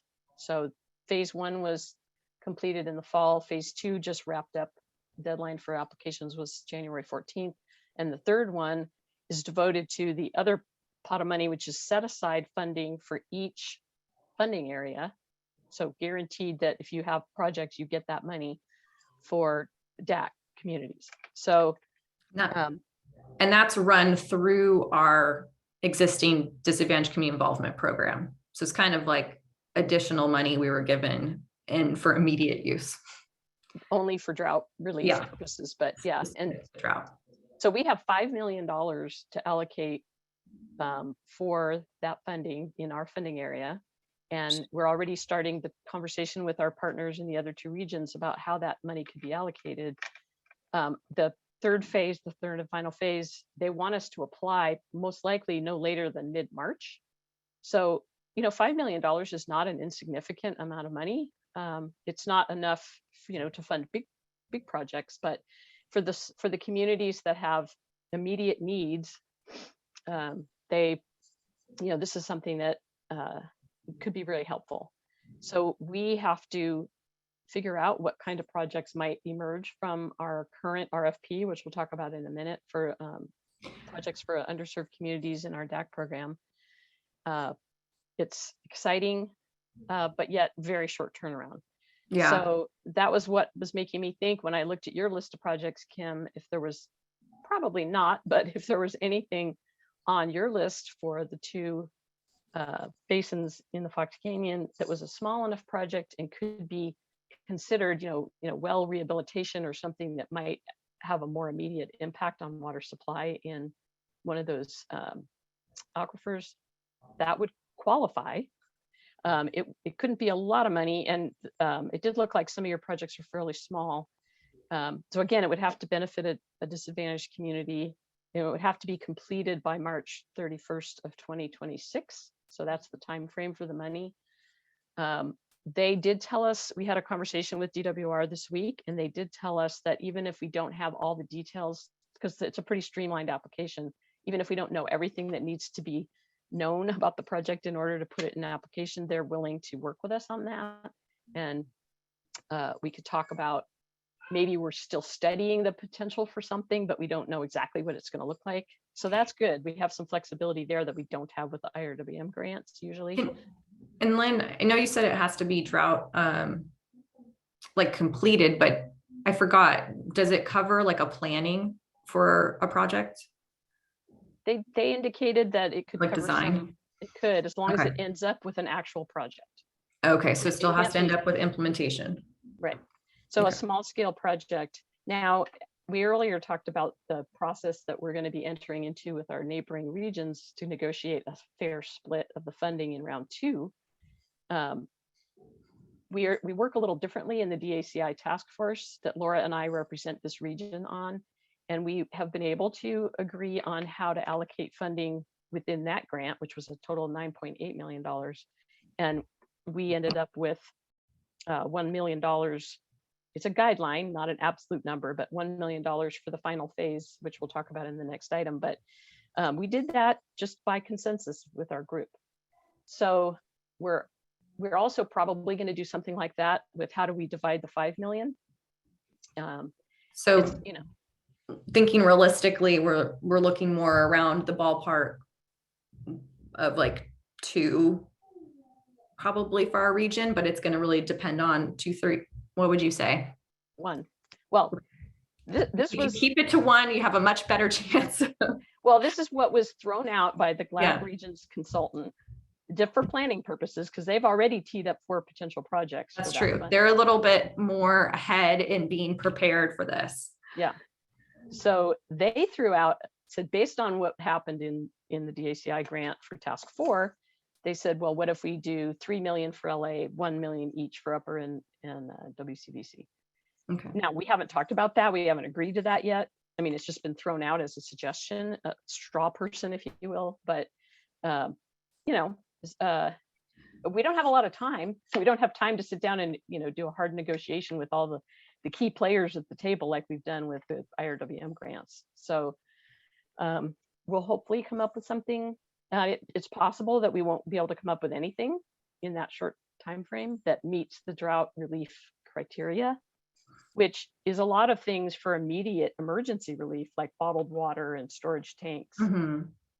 But some of it is, well rehabilitation and things related to improving groundwater supply. So I want to take a pause because I see Kim unmuting himself, and maybe this is a chance. Is there questions, comments, thoughts? Well, I don't know that we had a project in our list that would fit this criteria. Camarillo had some feasibility studies. Of course, they're in a different watershed.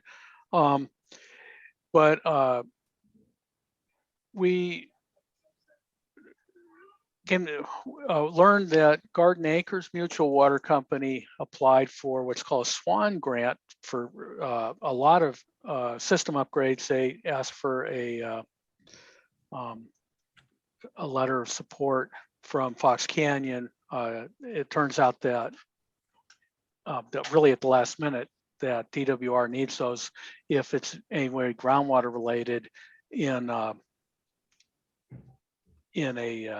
Sigma basin. But I don't know about Nyland Acres and Strickland Mutual, those small water companies, they may need some additional help as well. And they didn't seem to get, Garden Acres on their own seem to pull this grant together application. So maybe there's some opportunity in that area to utilize this fund to help those mutuals.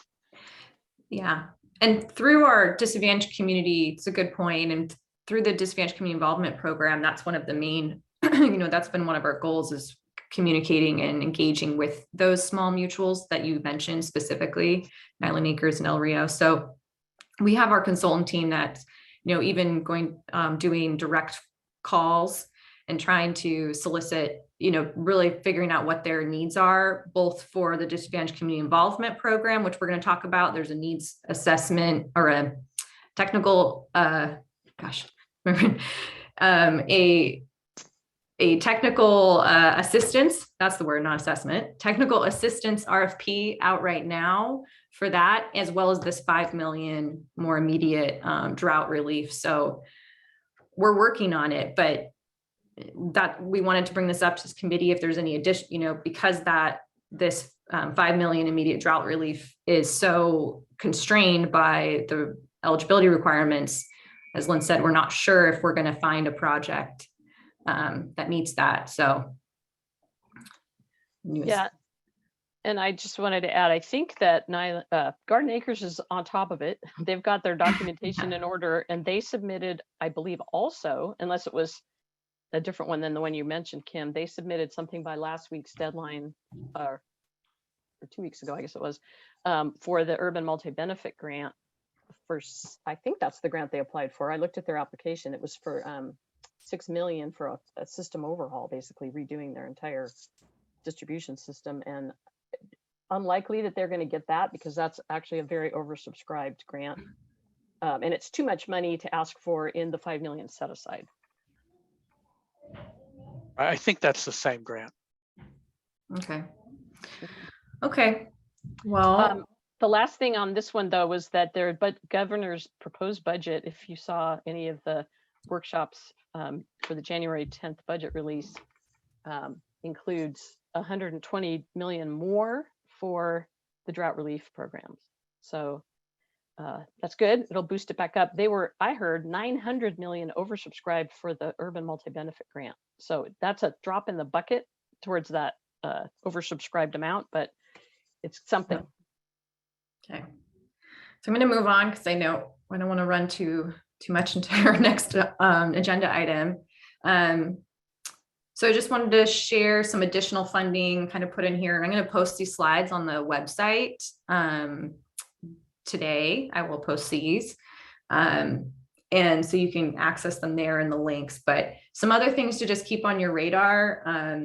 There's been a lot of notifications if you're on the list for Cal OES on the hazard mitigation grants, and a lot of webinars coming up for sub applicants. And so also there's the BRIC funding, and I think that's something that we should be kind of keeping our eye on. I think I hope I'm getting this right, but because it's a fairly new grant, but the BRIC funding, private nonprofits are also eligible to apply for BRIC funding as sub applicants. So it's not necessarily just special districts and city and county agencies, public agencies. And that's, building resilient infrastructure, the I on that one. So, there's a lot of webinars coming up, and then also this Prepare California notice. That was another one of those grants out of Cal OES you can look at on their website as well, for disadvantaged socially vulnerable communities for hazard risk reduction, resiliency. And and then some other funding that's open right now, CDFW, if you guys are probably aware of this one, it's due in March for ecosystem restoration and protection. And then there's been a bunch of grants that closed this month and last month. But as a reminder, you can subscribe for grant notifications, or you can do a query for grants at grants.ca.gov. So we recommend that. And that concludes our talk about some funding. Is there anything, any questions or comments about, you know, anybody been applying for grants or anything else that maybe we missed that we should be, you want to share with the group about funding opportunities? Okay. Did you see Maruha's question about, can you put some of those links into the chat? Sorry, I don't have the chat open. I should have, so I didn't see that. I apologize. I will work on that. Well, I'm not sure exactly. You may send me a message on which website you want dropped in the chat. The It's in California she said I'll put- email you. I'll Okay. email you, Laura. Thank you. or message. Appreciate it. And then, so I forgot, we also have the disadvantaged community. So we'll run through this very quick, Lynn, if we can. We're running a little behind now. So the DAC community involvement program, I want to give you an update on that.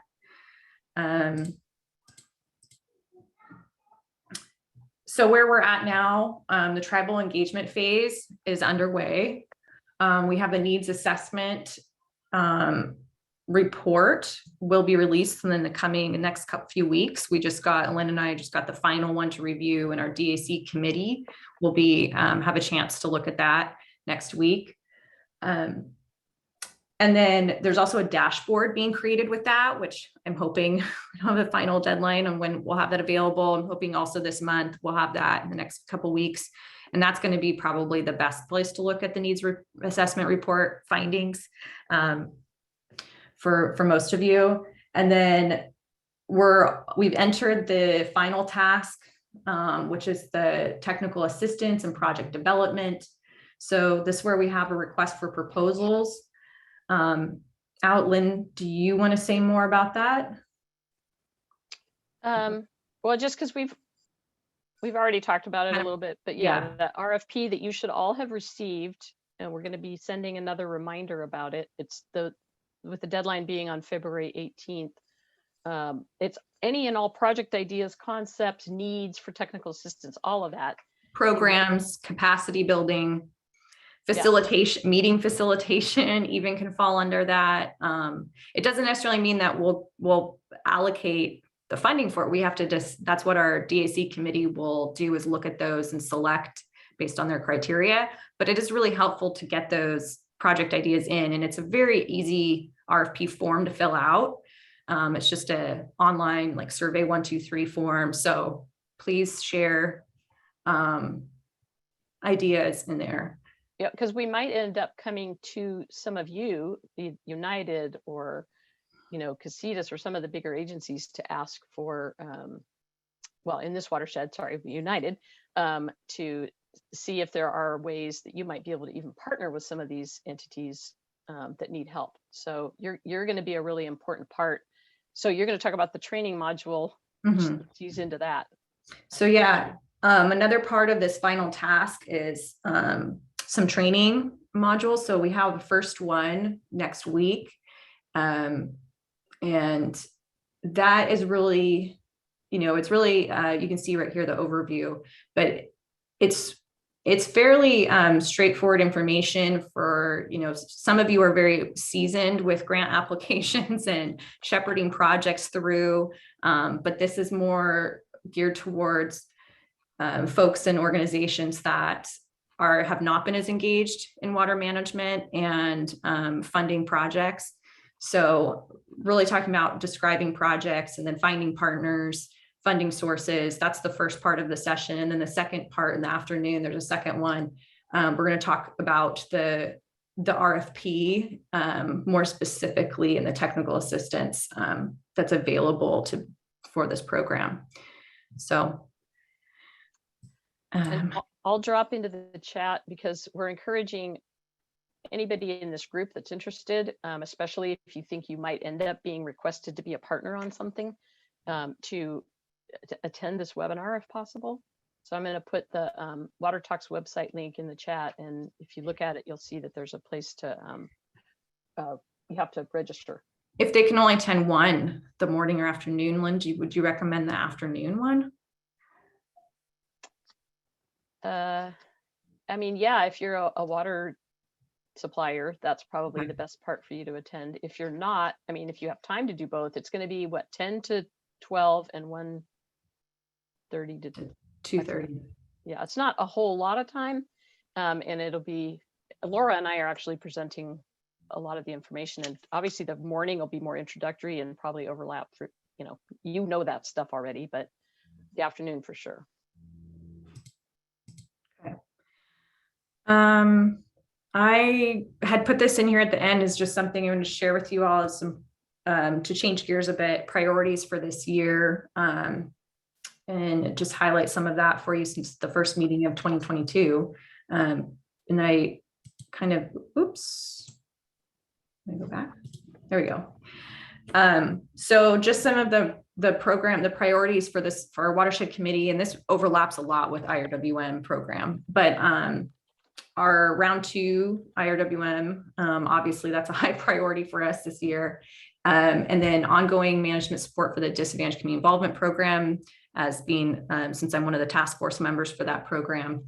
And then just some other, funding opportunities, especially around drought relief, funding that we're expecting to see more funding on that. Coordination with GSAs, the invasive weed task force, continuing coordination on that. And we're exploring some governance options and long-term funding strategies. So I'm kind of engaging with that, although there's a lot of great partners that are doing some of that work. So, and then also we have the stormwater permit implementations, engaging on watershed management plan implementation. And I'm going to talk a little bit about that at the end of this meeting. During announcements, I have some updates for you all on the stormwater permit and watershed management plans that'll be developed in Ventura County. And then also working on a website modernization and upgrade, which I think I talked about this at the last meeting, so I'll leave that there. Okay, so if there aren't any questions, any last minute questions on this, I'm going to turn it over then. I don't know, Tony, if you're leading this meeting now or I am, but go ahead, you're doing a good job. okay. All right, well, so we can move on to the next item. We have John Lindquist, our senior hydrologist at United Water Conservation Districts. John, if you're ready, is going to be giving us an overview of the current, weather cycle, drought cycle we're in, and what we can expect. Hopefully. Yeah, absolutely. Yeah. Let's see. Am I sharing my screen now? It looks like it. It's coming up. Oh, is it slow? No, it was just connecting. It is up now. Okay, great. And a minor correction, last minute fix. I hadn't noticed in the agenda, but that has me listed as senior hydrologist. I'm actually the senior hydrogeologist here, so focus more on geology. But I apologize. Oh, I don't think it was. I think it was probably us, Lara. No biggie. Who knows what the difference is between a hydrogeologist and a hydrologist anyways, right? Well, maybe some people in this room. But our senior hydrologist, Bram Serku, certainly helped with this. Being more of a geologic background or hydrogeology, I focus on groundwater. In the past. It's terrible. I always start my presentations with the beginning of the earth 4.5 billion years ago. I'm going to try to avoid doing that today. Bram tends to focus more on today and the future. And but he did contribute quite a bit of the information. You'll see the later part of this presentation, we talk about what's in store for us in the future. And I'm going to dive right in because I know we're a little running a little behind. Let's see if I can get my presentation to move forward. Looks like, oh yeah, good. I think that did it. And I'll just say that local cycles of wet and dry periods aren't exactly new. And I looked at some more, well, really recent data from about 5 or 6 years ago on tree rings. I'll point that out in a few slides ahead. So fairly recent data, but even 54 years ago, a former general manager from United, Vern Freeman, he identified, this is kind of a spoiler alert for the presentation, he identified that we have these wet and dry periods here in the Southern California area, especially along the transverse ranges where we are, that are about 20 to 30 years long. And just back then, we didn't really understand. I don't think anybody identified the processes, and I'll talk about that a little bit. moving up. But this is a spoiler alert and also a little bit of embarrassment for me because I spent a lot of time working on these tree ring data and some other stuff, and then discovered that, hey, somebody 54 years ago kind of already had the answer, but that's the way it goes sometimes. And so the data he had to work with, Vern Freeman were rainfall records, and I've got water year rainfall here in the blue bars for Santa Paula. I want to focus on Santa Paula because in our area, that's a good kind of central location for representing rainfall. You know, maybe a more comprehensive approach would have been to do some sort of averaging over space over the whole area, but this works pretty well, you'll see, I think. And he had data from about 1891. There were a few sporadic measurements before 1891 in Santa Paula, but basically we go through 2021 here. And our mean precipitation over that period has been just about 17 inches, just under 17 inches.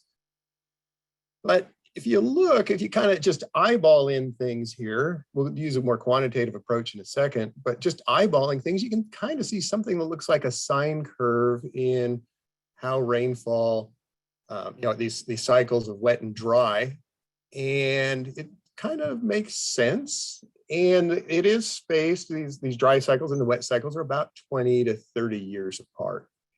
And this corresponds pretty well with when we have major flooding in California, going all the way back to 1861 and 62. I compiled some information from newspapers and the web about, these aren't cherry picked, these are just when folks, newspapers especially, reported major flooding in California. And so we start off in 1861, 62.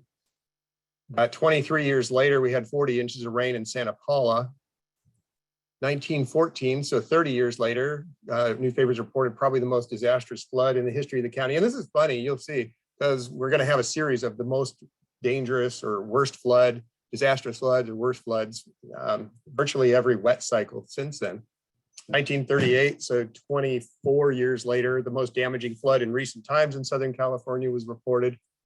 1969, we had, I think, what is generally recognized as the most damaging natural flood on Santa Clara River in modern history. 1998, we actually had the highest annual rainfall ever recorded in Santa Paula. And either 1998 or 2005 had some tremendous flows that didn't result in flooding on the Santa Clara River. And then, not surprisingly, we tend to have droughts during or soon after, we tend to have fires soon after or during these dry cycles that occur between the wet periods. And so here I've just plotted for the biggest fires in Ventura County in the last century. They're all over 100,000 acres. I didn't include the Woolsey, which is only 97, still a big fire. I don't mean to diminish that, but I was focusing on the four or five biggest. So 1932, we had the Matilaha fire. You can see that was just after kind of a low point in our precipitation cycles. 1985 Wheeler fire with 120,000 acres, again in a low point. And we had the, so the Day fire in 2006, kind of on the downslope from one of these wet cycles towards a dry cycle. And of course, the Thomas fire, a really big one, is another peak. Interesting that we didn't have a 100,000 acre fire in 1950, but you have to remember, after World War II, we had smoke jumpers and fire suppression efforts were in full force. And I don't think any fires really got out of hand here in Southern California. I don't know whether that was luck or fire suppression, but both could have played a role there. So now I want to look more quantitatively rather than just eyeballing in a curve. So we're going to look at cumulative departure. And I think most of the folks here understand cumulative departure, but I'll do a very brief summary of what that works. Cumulative departure from mean precipitation. So this is the same data plotted here, the same annual water year data, and the mean remains the same. But looking at a cumulative departure from mean precipitation gives us a better idea of whether we're accumulating excess rainfall or having a deficit in rainfall over longer time periods of several years or even longer, as you'll see in a minute. And basically what it is, so looking at the mean precipitation in Santa Paula, 17 inches. Let's say we had 10 years in a row that we had 22 inches of precipitation. So 22 inches is 5 inches more than the mean of 7 inches. We had that over 10 years. We would have positive cumulative departure from the mean of 50 inches. Over that 10 years, basically, we had excess rain of about 50 inches. And if we have 5 years of only 12 inches of rain, or 10 years, I'm sorry, let's do 10 years. It's easier for me to do the math. 10 years of only 12 inches of rain, so 5 inches under the mean, we would have a negative cumulative departure over that 10-year period of about 50 inches of rainfall. And so the left side shows water year rainfall in inches, but the right side is the one I really want to focus on here, the right axis, the cumulative departure from mean precipitation. And you can see there are times when the curve is going up, those are wet periods, and times when they go down, and those are droughts. And I've got the wet periods here kind of highlighted in green. And then I'll show the dry periods highlighted in yellow. And what's left behind are our average years. And you can see, wow, we have 55 dry years, 43 wet years, and 33 average periods in the last 130 years or so. And so it's just kind of interesting and funny that average doesn't happen very common in our climate. We're usually dry, we're less frequently wet, and then even less common than that, we have an average rainfall year. So we're usually cycling between wet and dry. And there's a couple of a note, I guess what I want to say is that the period between when wet periods start, you look at this first early one between mid-1900s and the mid-1930s, it's about 30 years between those wet cycles. And then we had 32 years before the next wet cycle that kind of fell flat, unfortunately. And then 25 years, depending on how you count, you know, that flat period between the 32 and the 12 years is really hard to judge, but I looked at it this way, 25 years till the next really wet cycle. And then we've been 31 years since the beginning of that last wet cycle in 1991. And I put the little plus sign there because right now we're still dry. You know, that it hasn't been 31 years between between wet cycles yet. It might be 32, 33, or even longer. We've got to see. But looking at the past, you kind of get an idea that, oh yeah, there is a kind of a cyclicity here. And then I just want to throw in real quickly, almost everybody on this call probably was only a kid during this really phenomenal drought we had from about 1945 through 1965. So none of us think about that as a great drought, but it was truly the worst one in our local history. And there were a couple of wet periods in between, but almost nobody ever talks about that. I'll show in the next graph how it actually so far is worse than our current drought. It was 20 years. Nobody was around then. So we have this thing called experience bias. Most of us here, myself included, think the current drought, oh, that's really bad. You know, the 1980s drought, most of us now look on it, that wasn't so bad. But we're looking at what we have now. A lot of us are thinking, I've never seen this before. Therefore, there never could have been a worse drought in the past. And therefore, this is the worst drought ever. Yeah, maybe not. So let's look at the past droughts real quick in history, in the historical record. And unfortunately, I kind of missed my marker there. So the 1894 to 1903 drought was pretty important and big. We had 60 inches of negative cumulative departure, so a deficit over 10 years of 60 inches of rainfall. And it took about 15 years to mostly recover. We never fully recovered or got all our rainfall back from that drought because we started the next drought in about 1918. And then we have the 1945 to 1966 drought, over 72 inches of rainfall deficit really over the course of 21 years. And that took about 25 years to fully recover from. And then our current drought, 2012 to 2021, based on Santa Paula data, yeah, it's bad. It's really the second worst. And it's as steep as that 1894 to 1903 drought. If it continues, it could exceed the rainfall deficit we had in the 1945 to 1966 drought in a shorter time period. So in that sense, it could turn out to be the worst drought we've had. We'll have to see what happens over the next few years. But being a geologist, like I mentioned earlier, I like to take a longer view. And apparently Vern Freeman did too. So he looked back at records from the missionaries and early settlers in the region finding out when they had reported rainfall and good crop years in some cases, and when they had droughts. And again, his book, People, Land, Water, great little history of our area, by the way, especially the water history. And we have a couple copies over here at United if anybody ever wants to borrow them. But he noted that in the 200 years prior to when he wrote the book, 1968, they had 6 wet periods with major floods and then droughts in between. And you divide 200 by 6, and it turns out that that works out to, I think, 33 years, if my math skills are still any good. So kind of consistent with what he mentioned earlier, drought cycles 20 to 30 years, and here he's saying at 33. We can take an even longer view, that study in 2014 with tree ring data, mostly in the transverse ranges, and I correlated it with rainfall records, historical rainfall records in Santa Paula. It correlates pretty well, and with that, you can get a fairly good estimate of rainfall over the past 700 plus years, 730 years or so. And a couple of interesting things come out. This is a similar graph to what I showed earlier. Now the blue bars, they still represent water year rainfall. Only now we're pushing it all the way back to 1300. They actually go back to 1290 or so. And the mean over that longer period was slightly bigger, about a quarter inch bigger or larger than the mean for the 1890 to present era, 17 inches, 17.2 in this case. And now we look at the cumulative departure curve. There's a lot going on here, but we see we have a few really wet periods and a couple of really disastrous drought periods, the worst being the one in 1350 to about 1410, and a lot of what appear to be small fluctuations in between, but those actually represent 20 to 30 inch rainfall deficits from all those little wiggles in between. So they are significant.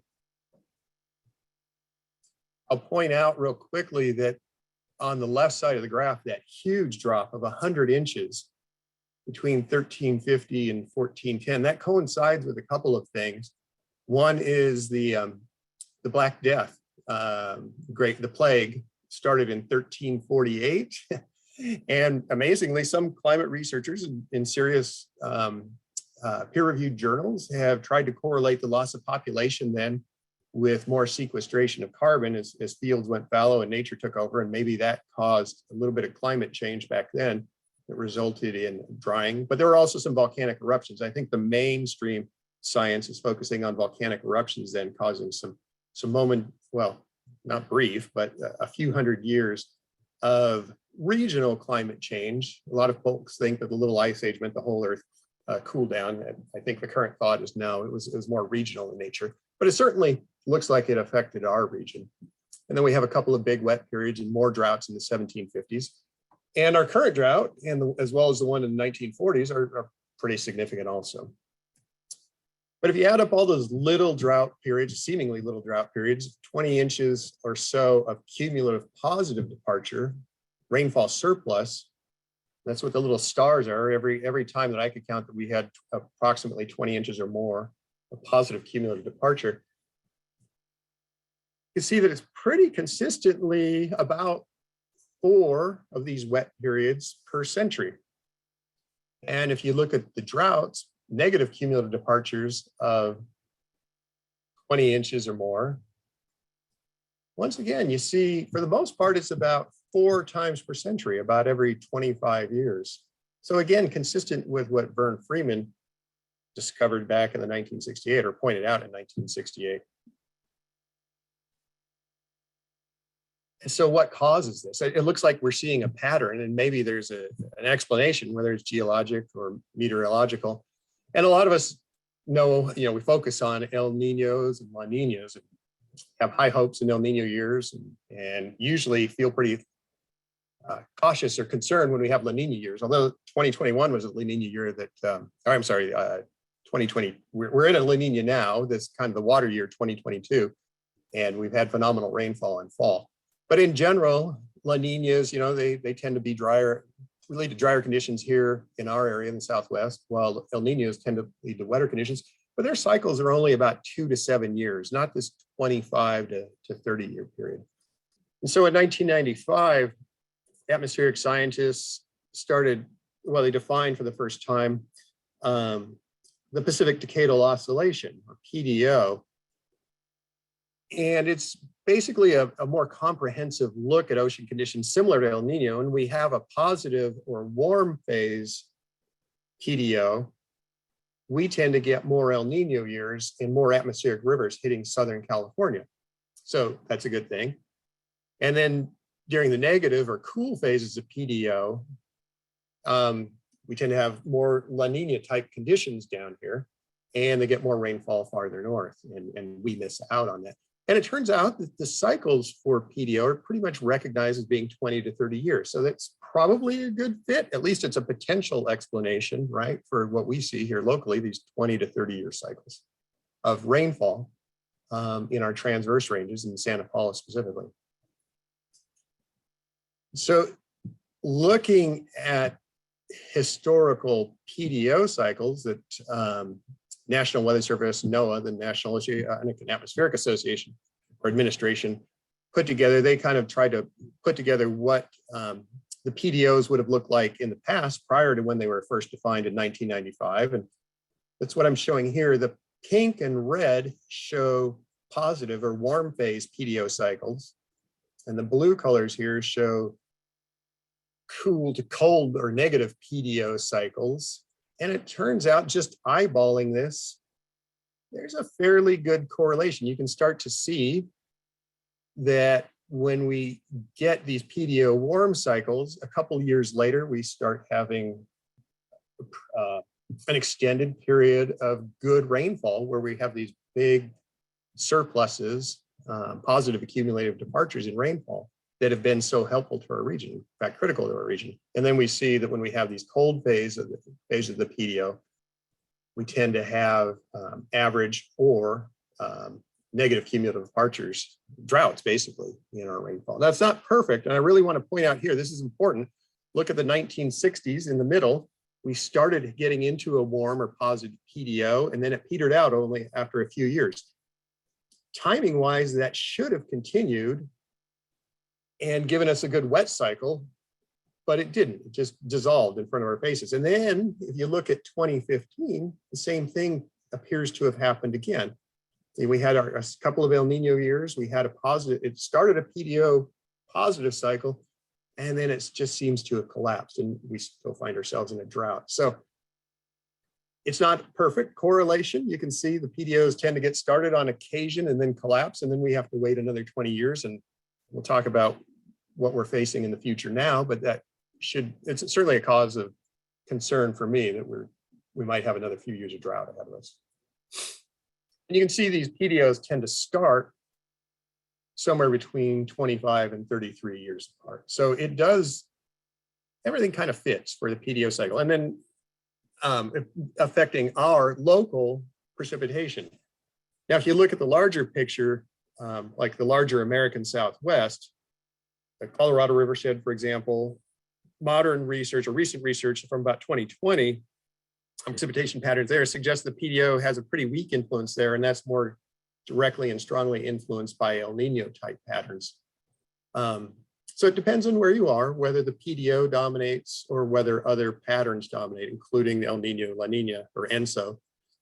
And the North American monsoon also has a big influence on the Colorado River Basin in the greater Southwest.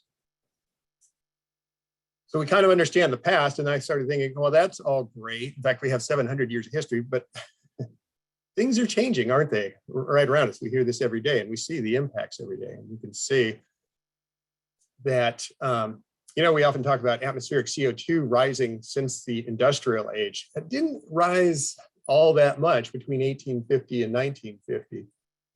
We're really just entering these last 70 years or so, the time when atmospheric CO2 is accelerating, the concentrations are accelerating. And so we have to think about maybe these old patterns, this consistent cycle, 20 to 30 year cycle, maybe it's going to change.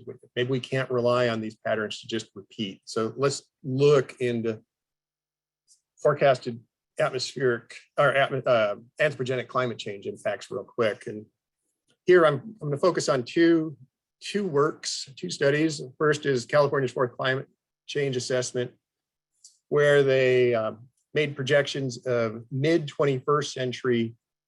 Now, this is a percent difference in historical precipitation, what they're expecting California, how they expect California's precipitation to change under the representative concentration pathway 4.5. This isn't the worst case. This used to be the expected case, and 8.5 was the worst case.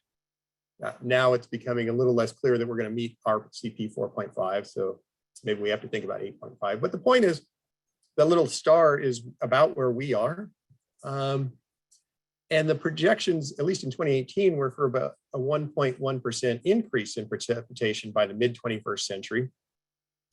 And we're right on the borders of the Central Coast, where the forecast is for a 6.4% increase. So I know a lot of people will automatically think, hey, it's going to get drier in the future. That's not what the fourth climate assessment anticipated.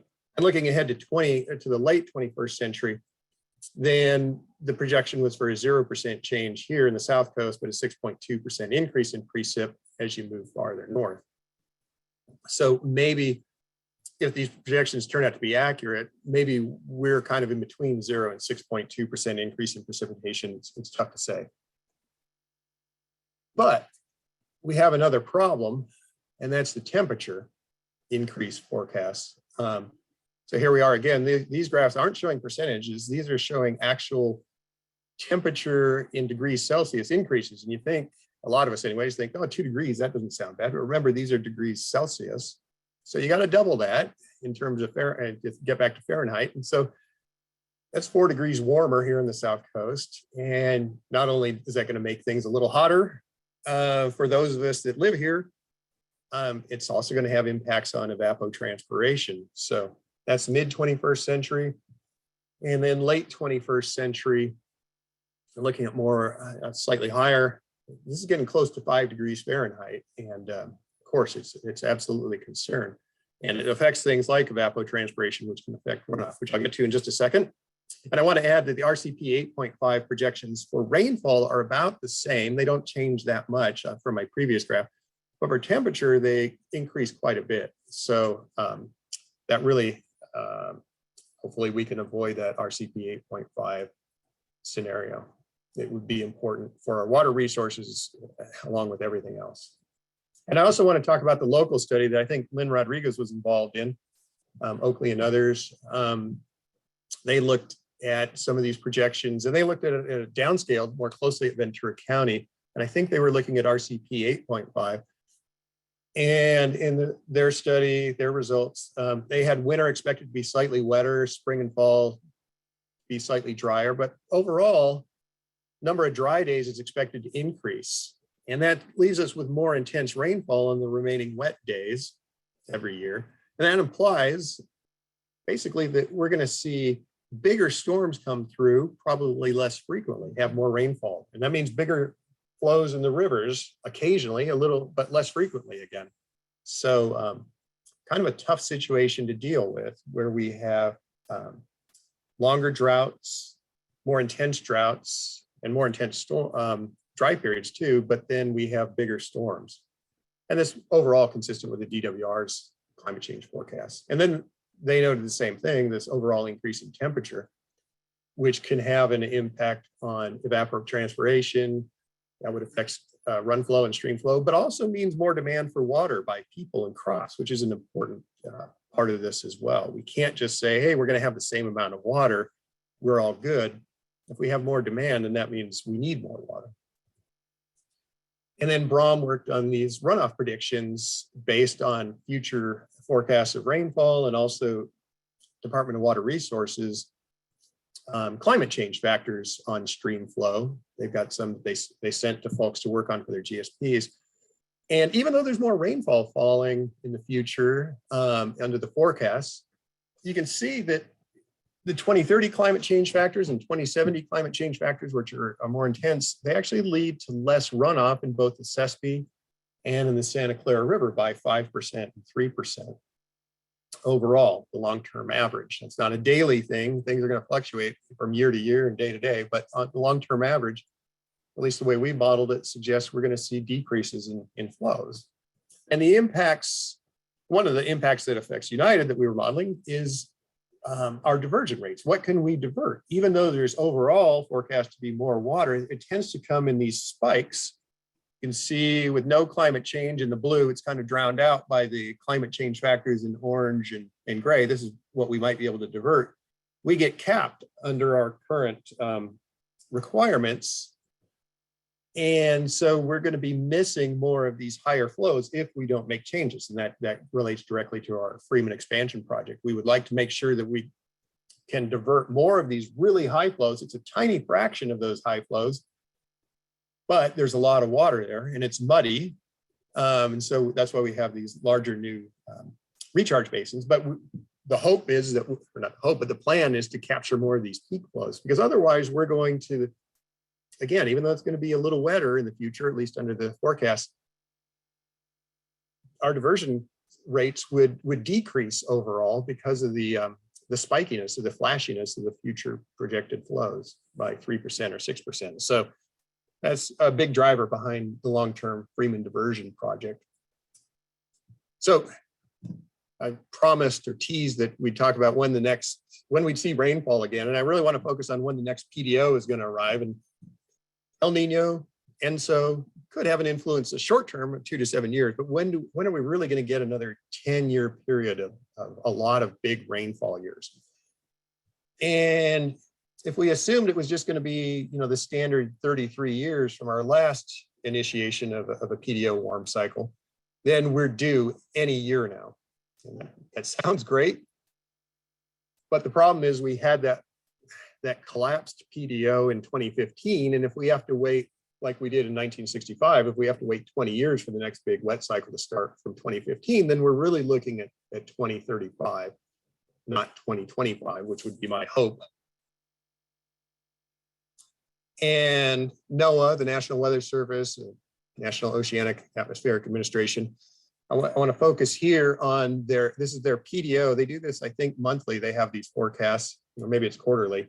I grabbed the most recent one just the other day. And you look in the lower right, this is their forecast for what the Pacific Decadal Oscillation is going to be doing for not the remainder of this year, but for the next 6 to 9 months.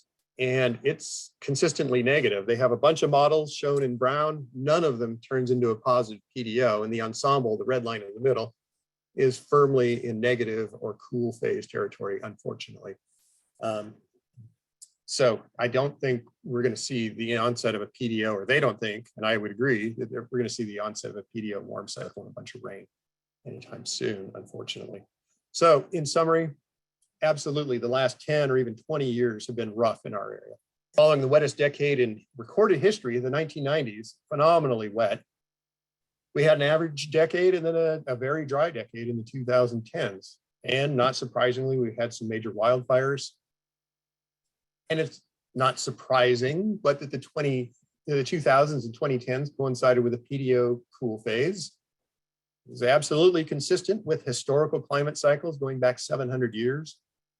However, big however here, most climate scientists are going to say, and I think we're seeing the effects already, that there's going to be some degree of amplification of the impacts of the PDO, of the El Ninos, the Southern Oscillation, and other oceanic atmospheric cycles as a result of anthropogenic climate change. So we need to prepare for that in the future. And the good news is, kind of good news, I'm a geologist, I think long-term, we'll probably enter a warm and wet PDO phase sometime in the next decade, maybe 2. But we do need to be prepared for this additional amplification and uncertainty in exactly when they're going to arrive, the possibility they're going to get wetter wets and drier dries or longer dries. And again, so this relates to our projects. And before I conclude and open up for questions, I just wanted to say that all the water supply projects that the Watershed Committee is working on, that United's working on, the GMA, we need to be thinking about how do we just maintain what we have now, let alone expand projects in this future. And there are a few ways we can do it, but we have to think about both sustainability and resilience. We're not going to be able to rely on just one source of water in the future. We need to have plans for longer droughts, drier droughts. And at the same time, when we do have flows, we do have surface water available to us, which is by far the least expensive, least energy intensive, least greenhouse gas intensive water source we have is our local rainfall and runoff. We need to be able to capture as much as we can safely without harming other aspects of the environment. So thank you. That concludes my presentation.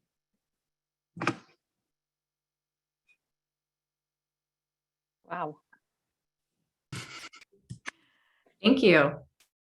Thanks, John. That was a lot. And it was, there's so I'm surprised there were some positives in there. So, and if there's any questions or anyone else want to say anything, getting a lot of thank yous, the comments. I have a, Save those for your performance review, make sure. I think that you should put this in a time capsule. I mean, you did a great job of outlining the history, which a lot of us don't think about. And I loved your comment about the average age of the people who study these things. And you went back to Vern Freeman. I think this is first of all, historical learning and experience, and also, obviously very educational for people. You need to bottle this up and put it in somewhere and have say, do not open until 2050 or something, so that people can not have to reinvent, what you've created here. And I have to say, you are an inspiration in your use of graphs. I've never seen anybody, put together such great information graphically that was so easy to understand. And, it's amazing. Oh, thank you. But what I have to say is I've given this presentation a few times now. It hopefully gets better every time. It evolves as we go, and that really helps. Anybody that has to give a presentation for the first time, you don't know how it's going to work. So yeah, practice makes perfect, or not practice, but having the opportunity United's given me to kind of share this out with other folks on numerous occasions really helps, hone it or fine tune it. I think I see one question in the chat. Heather, I don't know if you want to ask it or if you want me to. I didn't want to. Hi. That was very good, very well done. And I'm terrified and really happy all at the same time that it, but I think my question really gets to, since you're talking about higher temperatures, higher evaporation rates, bigger storms, where we need to capture things, it seems like it would imply, for the purposes of the watershed, that things like removing a rundo and stormwater infiltration, stormwater capture, and doing more of those types of amplifying of supply and improving our watershed resilience would become priorities. Just, that we are going to have to put more water in the ground and work in a more integrated way with our stormwater partners and our habitat partners to make sure that we're, doing everything we can to make, to make the water that we have go as far as possible. Yeah, absolutely. So a couple points on that real quick. Yeah, we will need to get all the water we can in the ground, and all of the major environmental organizations, from Environmental Defense Fund, National Resources Defense Council, Union of Concerned Scientists, they all say that groundwater recharge, whether it's managed or whether it's from small stormwater projects, those are key to the future. That's a great way to store water. But what I will add is that getting a lot of water, whether it's United's large scale recharge and stormwater capture, or whether it's smaller scale, that works great when we have it. But we're going to need some more drought proof supplies, a broader portfolio, and some projects that aren't influenced by local rainfall in these cycles. Because if the cycles get longer and drier, it almost doesn't matter how much we recharge during the wet periods. And maybe that's an exaggeration to say it doesn't matter. We absolutely need to recharge everything we can, but that may not be enough to get us through longer and drier periods. So we're going to need some other drought-proof supplies for the long run. And the other thing I want to add, maybe I overplayed the scariness. Ventura County, not only is it a great place to live, and I've said this in a few presentations, it's going to continue to be a great place to live in the future, even under these climate change scenarios. yeah, things aren't looking super pretty for the future, or happy. But Ventura County's, both the rainfall and the temperature forecasts increase aren't as bad as a whole lot of other places. You just go a few tens of miles inland, it's going to be a lot worse. So Ventura Sorry, County Heather. would be a great place to live. Yeah, I know the Heather. geography. Yeah, I got it. I'm doing the stormwater infiltration, and Rick's gone, but we're doing a lot of cash for grass, and there's a lot of programming out here that we're working hard on. Although, yeah, recycled water is probably, anyway, just thank you. Yeah, I think that's a really good, summary and thinking about what projects we need to, like, I'm thinking like the stormwater permit, we have new Ventura County, we're preparing stormwater projects during that preparation and identifying projects. We'll definitely want to look at the water supply impact of those and natural floodplain management, how we can do more, kind of green development and to be able to make sure we can infiltrate as much as possible. But I think it's a good point. Yeah, as I think Heather's trying to get at. And I think it's a good point, though, keeping in what John's saying, keep in mind that we also need some of those drought proof water supplies. So. And it's an opportunity. I mean, I'm just plugging for, the stormwater community is that, it requires joint project development. Yeah. Right. So it can't just be the stormwater people doing it. We're starting to, to merge into that process as well with our water company. It's awkward and a little complicated because we are trying to work with SCD Water Agency to do some stuff with the large scale infiltrations that we're putting together, but it's got to be collaboration, right, with all, the water supply and the stormwater for those types of large scale infiltration projects, because there really isn't enough money to just have the stormwater folks do it. Yes, I think that's true. And I actually, if we have time, I actually will talk about the stormwater permit. So we're going to move on. I think there's maybe a question in the chat, and I'm sorry we won't, cover them more right now, but maybe we can respond in the chat or we can come back to it. If anybody, what we'll try to do is keep the meeting open. If people are able to stick around, we can kind of, we can see if we can have some of those more discussion afterwards, but I wanted to move on to make sure that we give time to, we have 2 more people kind of listed at least. And then I want to talk about the stormwater program for those that can stick around. We have Bonnie Luke from Ventura County Sheriff's Office, who can tell us a little bit, this kind of, a lot of what we've talked about relates to hazard mitigation. And Bonnie's going to just kind of share what's going on with the multi-jurisdictional hazard mitigation plan update for Ventura County and how you can get involved or what to look for.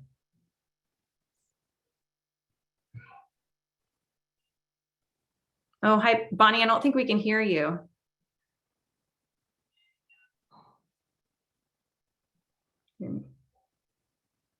No. Maybe. Give me 1 sec. Do you mind if we move to Kate? Or okay. All right, so we'll move on to Kate from the Fire Safe Council. We'll get back to you. Yeah.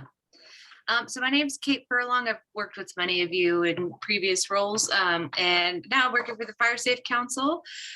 So this organization was started in 2009 by a group of concerned ranchers and farmers and fire professionals. And we've since grown and adapted and are kind of changing our direction to be working with more within the communities than just on the outskirts along the wildland-urban interface. So I've been tasked with updating the countywide community wildfire protection plan, as well as helping create and facilitate the creation of at least 7 local plans throughout Ventura County. So I wanted to, reach out to this group and see if there's any projects that you guys are working on, or if there's any ideas that you would like seen and highlighted in these plans. So CWPP is utilized as a blueprint for fire prevention and other fire mitigation efforts for years to come. And it's also utilized for accessing grant funding, particularly through CAL FIRE. So a lot of CAL FIRE applications actually require that your project is listed, or something that is similar to your project is listed within the plan. So I want to make sure that we're being as inclusive as possible. And also capturing the work that we're already doing.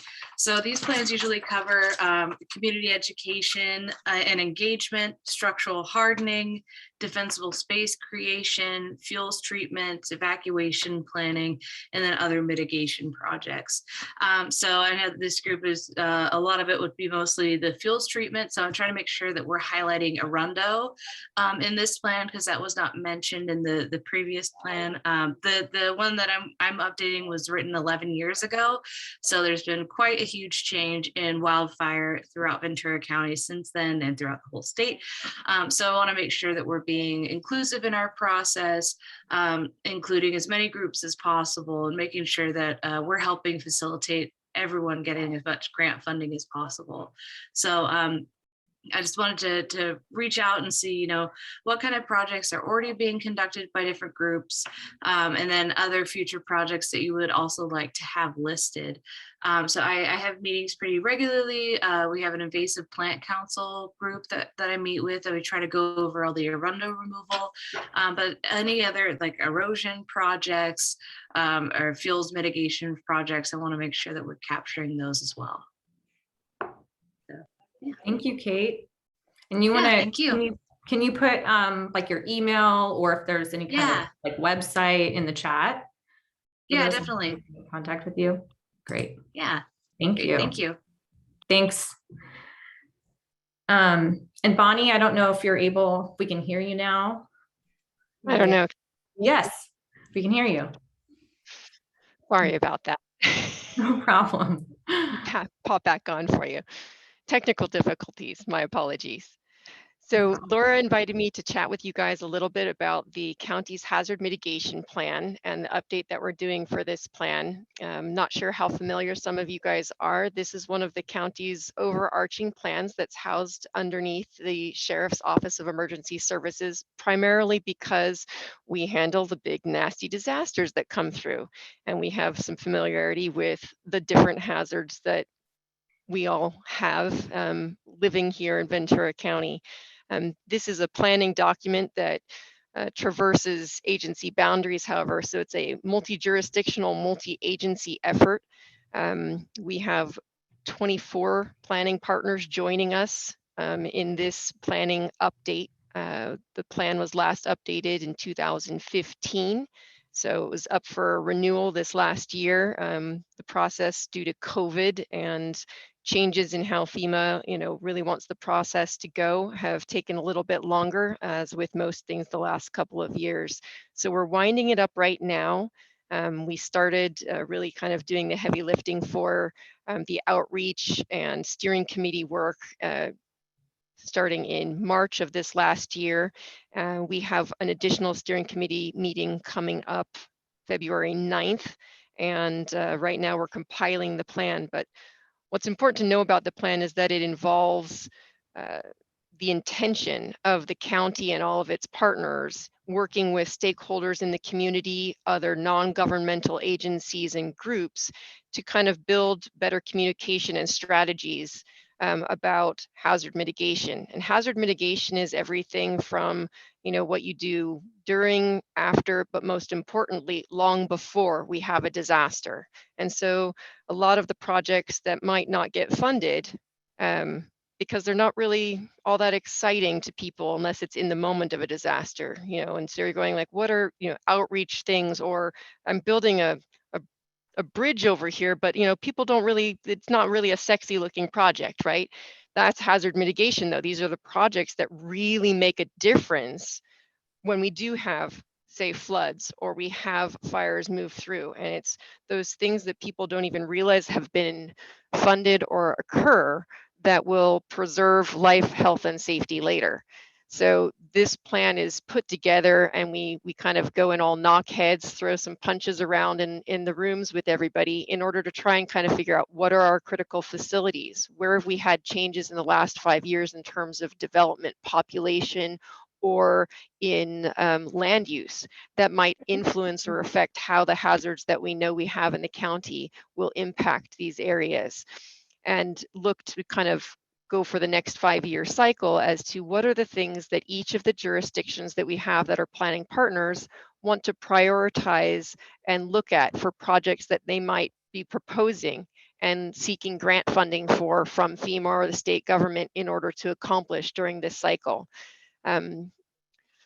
Everything that we do is based on trying to get as much community involvement as possible and awareness, because again, this is not like our EOP plan, our emergency operations plan, that goes and details sort of how we would respond to particular scenarios or events. This is about us kind of being able to analyze, see where gaps might be that we can improve on before we have a large crisis, and hopefully be able to encourage the different groups and different stakeholders to connect with one another and build partnerships that will provide them with leverage when they do apply for a project, say something like a runda removal in a watershed where you cross multiple jurisdictions, and people could team together in order to leverage their ability to accomplish something that would benefit everyone. Our plan update right now, we've been compiling the 2-volume plan. The first volume is focused on the overall county planning area and the analysis that was done. And then the volume 2 of the plan will incorporate each of the individual plans or annexes for each of the planning partners. And that will focus on, for them, priorities within their jurisdiction, as well as our county-wide and unincorporated areas components.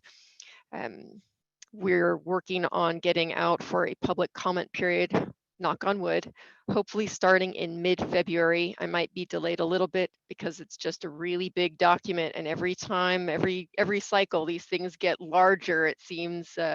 FEMA and others, there's more requirements in terms of what people are looking for, and we're really doing our best to try and gather all the information we can and make sure that we've put together a really robust document. So you can look for what we're doing and follow the plan's progress on the readyventura.gov website.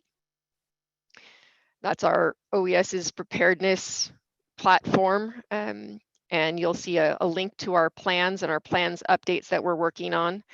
And under that, you can get information on what the HMP is, where we are in the process, and then our events calendar for as we roll things out. But you can look for our public comment period to hopefully be starting towards the end of February. It will run for about 3 weeks. And then we will be looking to incorporate the comments that we receive and then seek board approval to get that plan updated and ratified.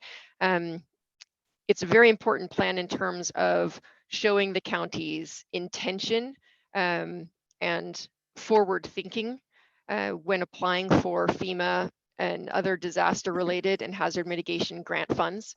So it's a real key for ourselves and our partners in making sure that we do this right and that we've got this plan in place and re-upped so that people can start applying for certain kinds of grants that you can't apply for unless you've got the plan active, and then accomplish some of these larger, again, not always the most glamorous projects, but some of the most beneficial that we do in order to withstand and be resilient to hazards, everything from landslides, earthquakes, wildfires, to extreme weather scenarios, freezes, droughts.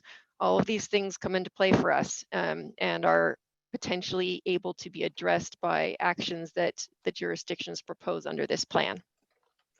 And with that, I'll hand it back to Laura. If there's any questions, I'm around. Thank you. I just want to give a quick like guidance recommendation for you all based on a conversation that I had with Bonnie for when the document comes out. So something maybe, you know, to direct your attention if you, when reviewing it, is volume 2 is the annexes. And in there are the, I think as she said, the, you know, the types of projects that jurisdictions are hoping to implement and achieve in the next, you know, there's kind of a shorter timeline on this plan. It's more of like a 5-year, if I'm right, planning horizon. And so that's a place for you to think about if you've got projects like that are related to wildfire resiliency or flooding or mitigation, is to look in there for the jurisdictions that do that kind of work, look in their section of the annex and see if your projects, if their proposed actions, like if your projects fall under some of their proposed actions. And that's a good thing if that's in there. And if you have actions or projects that you know, maybe that aren't captured in the action items, then that's something that it would be good maybe to comment on when you're reviewing that. So we make sure if you're planning to go out for grant funding for a project that does address some of our hazards, that it falls somewhere within our action items. If that helps, that makes sense kind of for when you're reviewing that document. And I believe, you know, as I said earlier, this relates to some of the BRIC funding that I think I think we should all keep a closer eye on as that comes out, because under BRICS and the private nonprofits are eligible. So that opens a door for more climate resiliency and hazard mitigation project funding. Also, I think there's like an emphasis more on nature-based solutions under BRIC funding. But there are also a lot of restrictions and challenges with the FEMA funding. So I encourage you to attend one of those webinars as well to learn more about that funding opportunity. Any questions?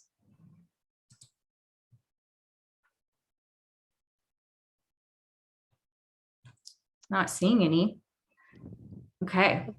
I just want to say thank you for that presentation and for a reminder to everybody to stay connected with your work, because I think it's something we forget about maybe between your planning cycles. And we had Kevin was a regular participant in our group for a while, but I don't think I have you on my list for the Watersheds Coalition, so I'll add you. That would be lovely. No, we kind of we fly a little under the radar sometimes over here, but we're always watching, and we want to make sure that, you know, Laura said this is a great opportunity to kind of share what's going on. And if anybody does have any questions about this plan or how to comment on the document when it comes out or anything that you'd like to ask, please feel free to get my contact information and reach out to me. Sometimes it's always a little tricky when people are, you know, at the end phases of something and they're like, all right, I want to catch up all at once. I'm more than happy to try and, you know, kind of give people some overview of what we've done to date or answer any questions anybody has. I don't have the answers to everything, but I'll do my best, and hope that people will take a look at this document as it comes out.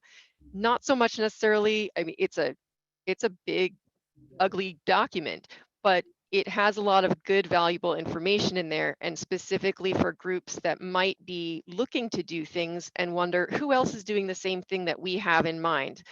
Where can we collaborate on? Maybe not tomorrow, maybe we can't go after the grant funding that we just got the email for yesterday and it says apply by Tuesday, but getting things out on a longer term radar for 2 years out so that you can build those networks and that collaboration between what partners there are, or maybe join and become a partner during the next plan cycle. And the plan for this plan is not necessarily intended to be, it's not a static plan, it's constantly evolving. It's just that it's also very, you know, time consuming. And in order for us to do all of the outreach that's required and make sure that our process is right, it's not something that we could just do like every 3 months. So we really, we do a big push when we do these. And then we want to encourage people to kind of get on the radar. If they want to keep following it, we want to make that accessible to them. And we encourage people dropping in or asking us questions so that by the time the next cycle comes around, we've got the right people who really want to be vested and have some good say and contribute to making it better the next time. So thank you for letting me chat and take over your meeting. Yeah, thank you so much. It was really really helpful. I'll try to send an announcement out to when that comment period or that document's available to the Watershed Committee. And again, look at the partners, those that are doing the same similar projects, and work with them for the next iteration of the plan. And also, I think it's an opportunity to look at ways that you can start applying now for projects that, have that hazard mitigation element. So I know we've run over time. If you have to leave, feel free, I understand. I'm kind of debating here if I want to talk some about the stormwater permit now, or just wait till another meeting to make sure that people have an opportunity that wanted to hear about it. Because it's not an immediate update that needs to be said now, but the short of it is that there is this new stormwater permit for Ventura County, and it was adopted. It was adopted in July and is effective in September. And the permittees in Ventura County have decided to go forward with developing watershed management plans. That was there's 2 pathways to compliance. So that's going to be a process that's starting this year, very soon. There'll be an opportunity to engage a lot with stakeholders. So I will talk more about that maybe at a future meeting, but I even had nice slides for you all, but I won't bog you down with that at the moment. So by the next meeting, we'll even have a consultant picked. We have an RFP out and we're in the process of selecting them. So we'll have a team and can kind of speak to that a little too even. But the big thing is much more collaboration and opportunities. They're definitely going to need a lot of stakeholder engagement to identify locations and opportunities for stormwater capture, some private-public partnerships, and engaging with communities and project development, and for seeking funding. Because one of the biggest things we've said over and over is that you've heard us say, I guess, in this is that, Ventura County, LA County is about 10 years ahead of us in some ways on these watershed management plans in many ways. And they also have a funding measure, Measure W, that, generates over $300 million per year to implement stormwater projects. And that's something that we don't have in Ventura County. So we need to be creative and thoughtful and collaborative in identifying projects and funding opportunities. So were you going to keep the meeting open in case people wanted to talk more with John? That's what I was hoping, just because we have so many people that have stayed on, and I, totally understand if you have to leave, but for those that have stayed, and I see John still here, I don't know if he has a few more minutes to stay on and answer some questions. But this opportunity that, normally when we meet in person, the best, some of the best conversations happen after the meeting in the room. So I'm going to go ahead and leave it on. And I think I'm going to stop the recording, if that's okay. Unless anybody has any thoughts on that. Maybe want to record any answers that just makes it a little easier to conclude the meeting.